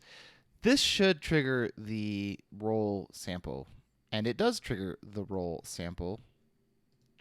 But occasionally, if the start of the note that you want on that articulation is precisely quantized with this one, it does not always kick in on time.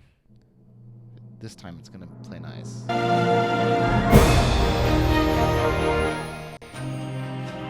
Okay, let's listen to this again. I hate key switches. I wish key switches would go away. We have... In music, we have this wonderful thing called articulation marks that you can place on the score, and you can switch articulations by, say, putting a dot over the note or a roll, like a roll mark. We don't need this.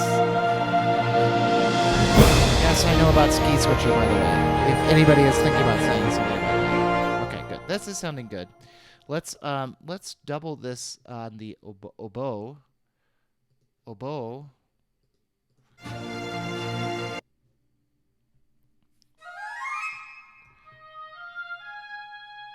Actually, let's double it on the whole wind choir here.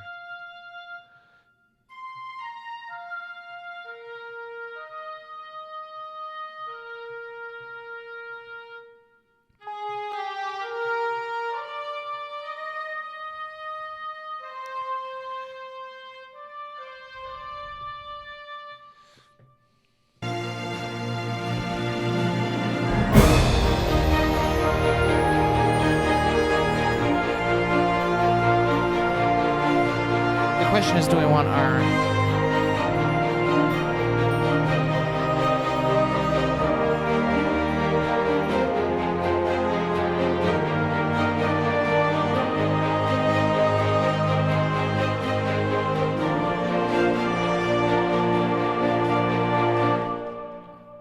And then the other day, this is where we transitioned into...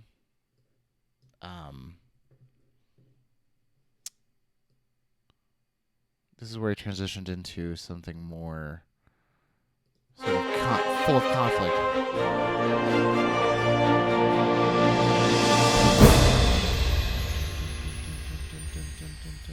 We did like a... But... Where's my full strings S? We turned it to like a...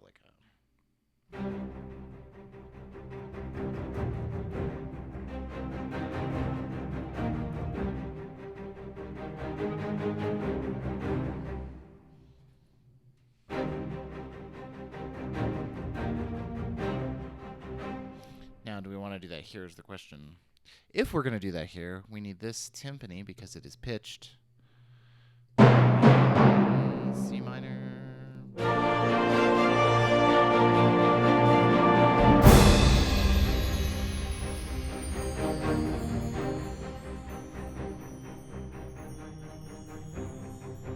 How did we transition before? It was right here, right? It was right after this.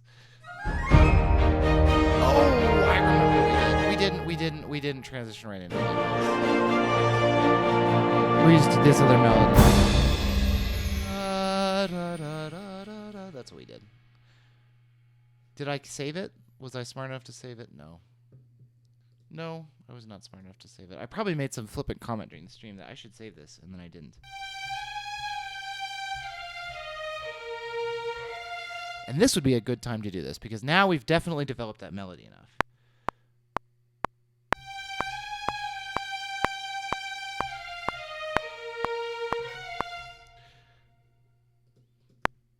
Piano, practice it.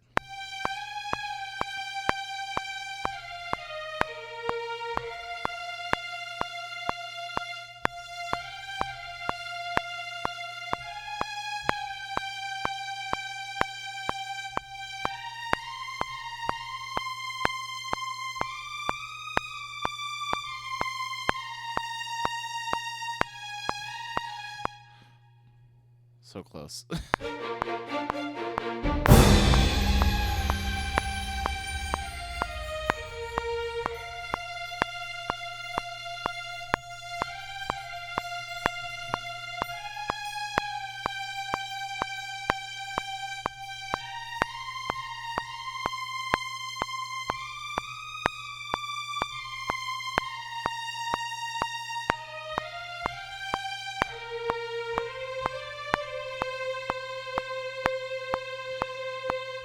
Are we going to use the choirs here? I don't know.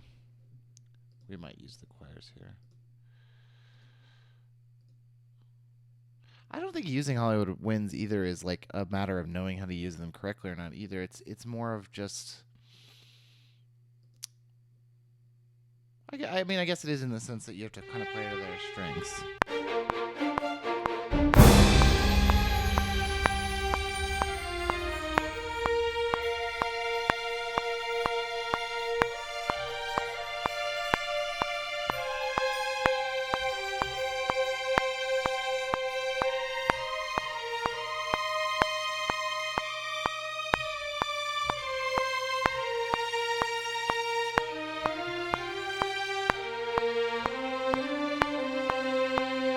Again, having melodies written out. Remember how I was saying sit down and compose at the piano? This is the only reason that this is working right now. And we did a cool thing with our cello. I remember we did some...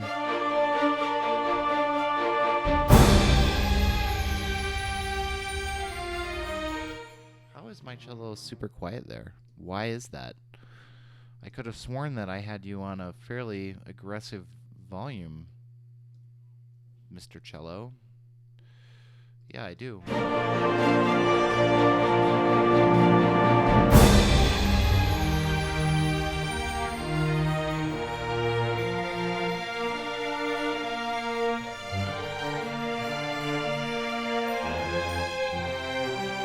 Let's do the basses first. He said, just like every other time he's ever been recording multiple parts.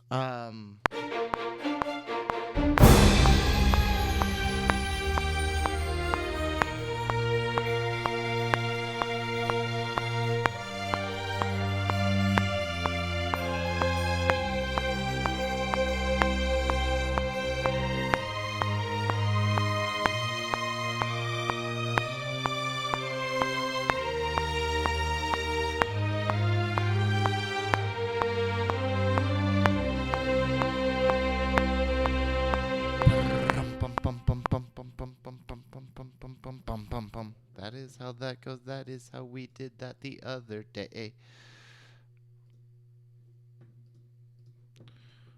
When did Apple change this, and why did they change it? I should be able to click on this. Oh, no, I can click on this. Why does sometimes I can't click on this? It must be a bug. That's fine. Bugs are fine. Bugs happen. I was just glad they didn't. That was not the new official interface paradigm.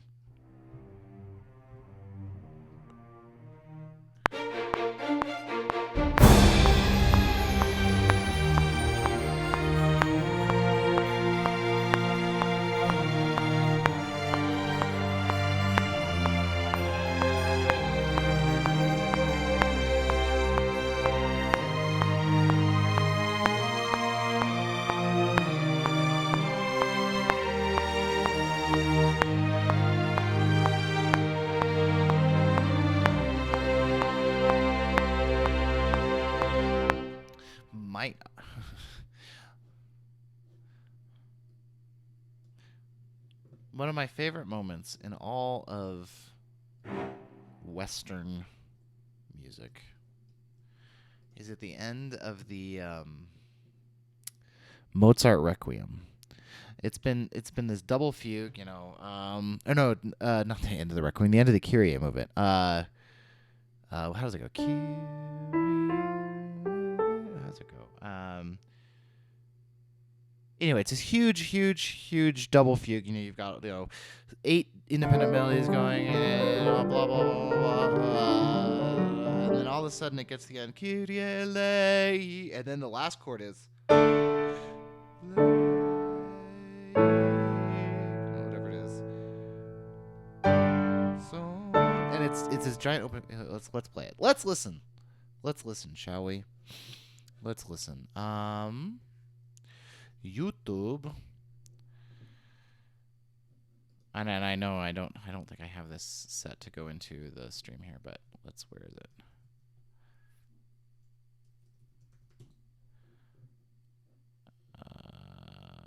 Sure, let's do it with the let me open up Loopback, make sure that Safari is in here. And then let's open up OBS and make sure that I don't want to show ads for something.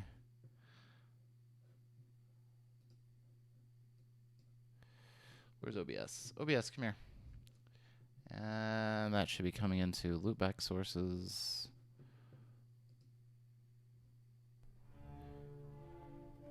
That's no intro and because it's 2P. It's the same movement. That's right. And it does look like it's coming in. Okay, good. Let's find the Kyrie.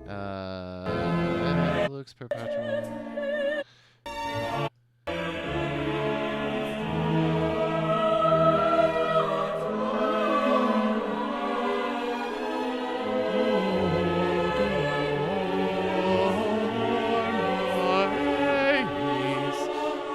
Where's the Kyrie?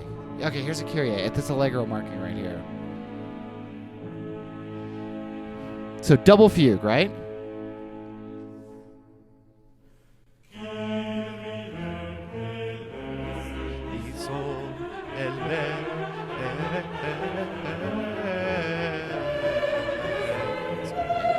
Etc. Etc. Etc.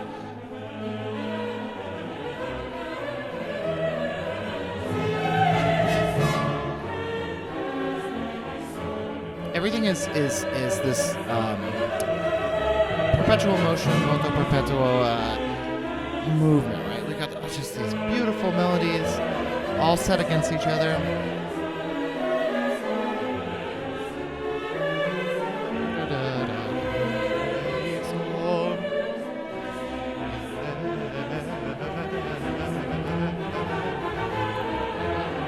mess that up.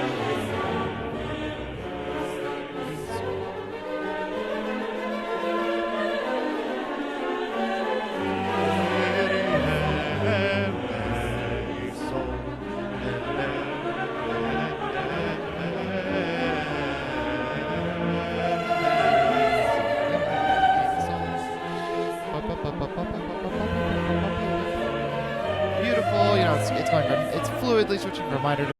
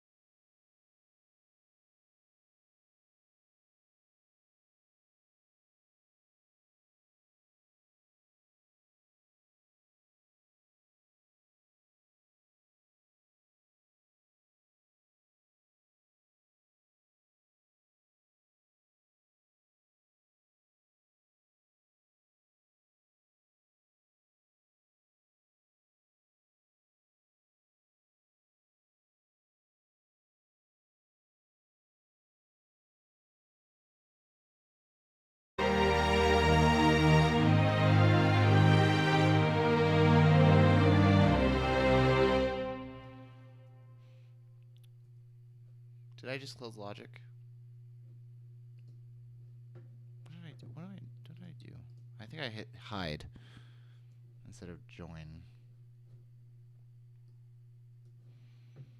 Yes, I use the standard default wallpaper for high CR because I like it. Oh, Red Dead Redemption 2! I want to play it, but I've got so much work to do today. Enjoy it. I will probably stop by while I'm doing some... I gotta actually leave and go do some carol arranging. I gotta get to some people this afternoon. In fact...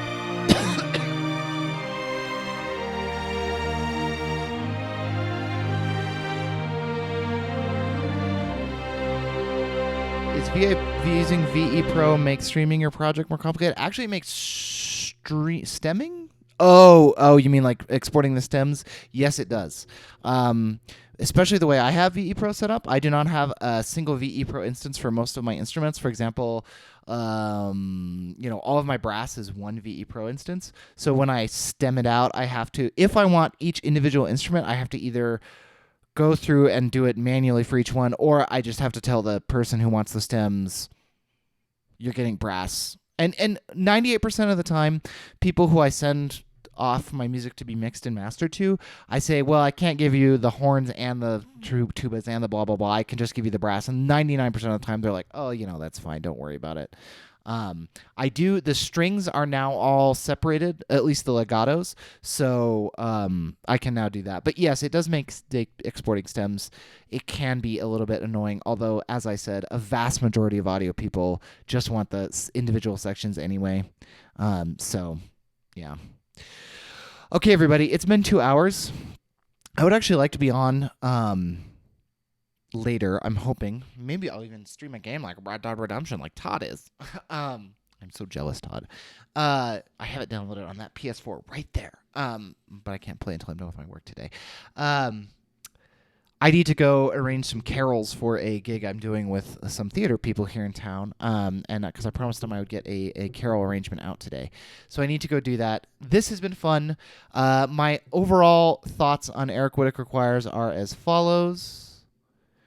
They are what you think they would be. They are a way to get the Eric Whitacre sound out of a choir sample. They have some of the most heavenly, wonderful samples. Being able to exploit them to their fullest, I think, is going to require you to have a pretty good grasp on choral writing. You're going to want to be splitting out your SATBs into these nice legato patches to really get the correct the good sound out of them, I think, personally. The big 2T patches do sound good. The Evos sound really good. Evos are really good in the sense that you can just let me load one up here. Actually, let's just copy this. We'll call this. Hopefully this doesn't crash the project. The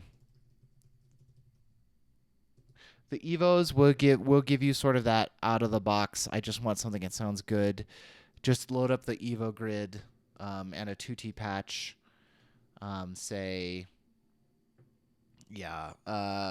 Dynamic movements is a good one, and you can get some pretty good stuff out of them. I mean, it's really quiet. Hold on. Oops.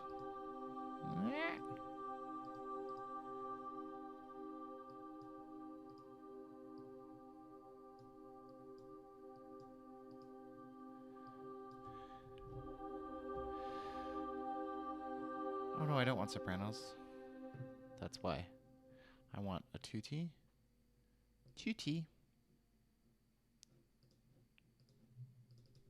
If you're using... Oh no, you actually following those? These dynamic ones you can just have pretty good... Sorry, I gotta mess... The mics are still annoying.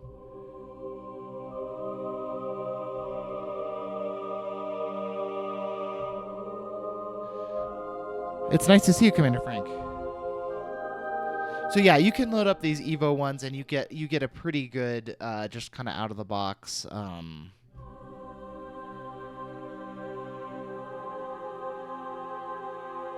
Whitacre sound. And if you write the music like Whitacre does with like a ton of clusters, you can get some magical textures.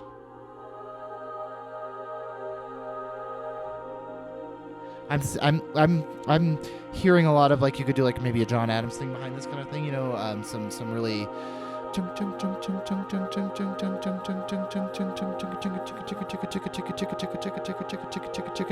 behind this, and you could sound really good. And they've got all these different ones. You can watch the Spitfire videos.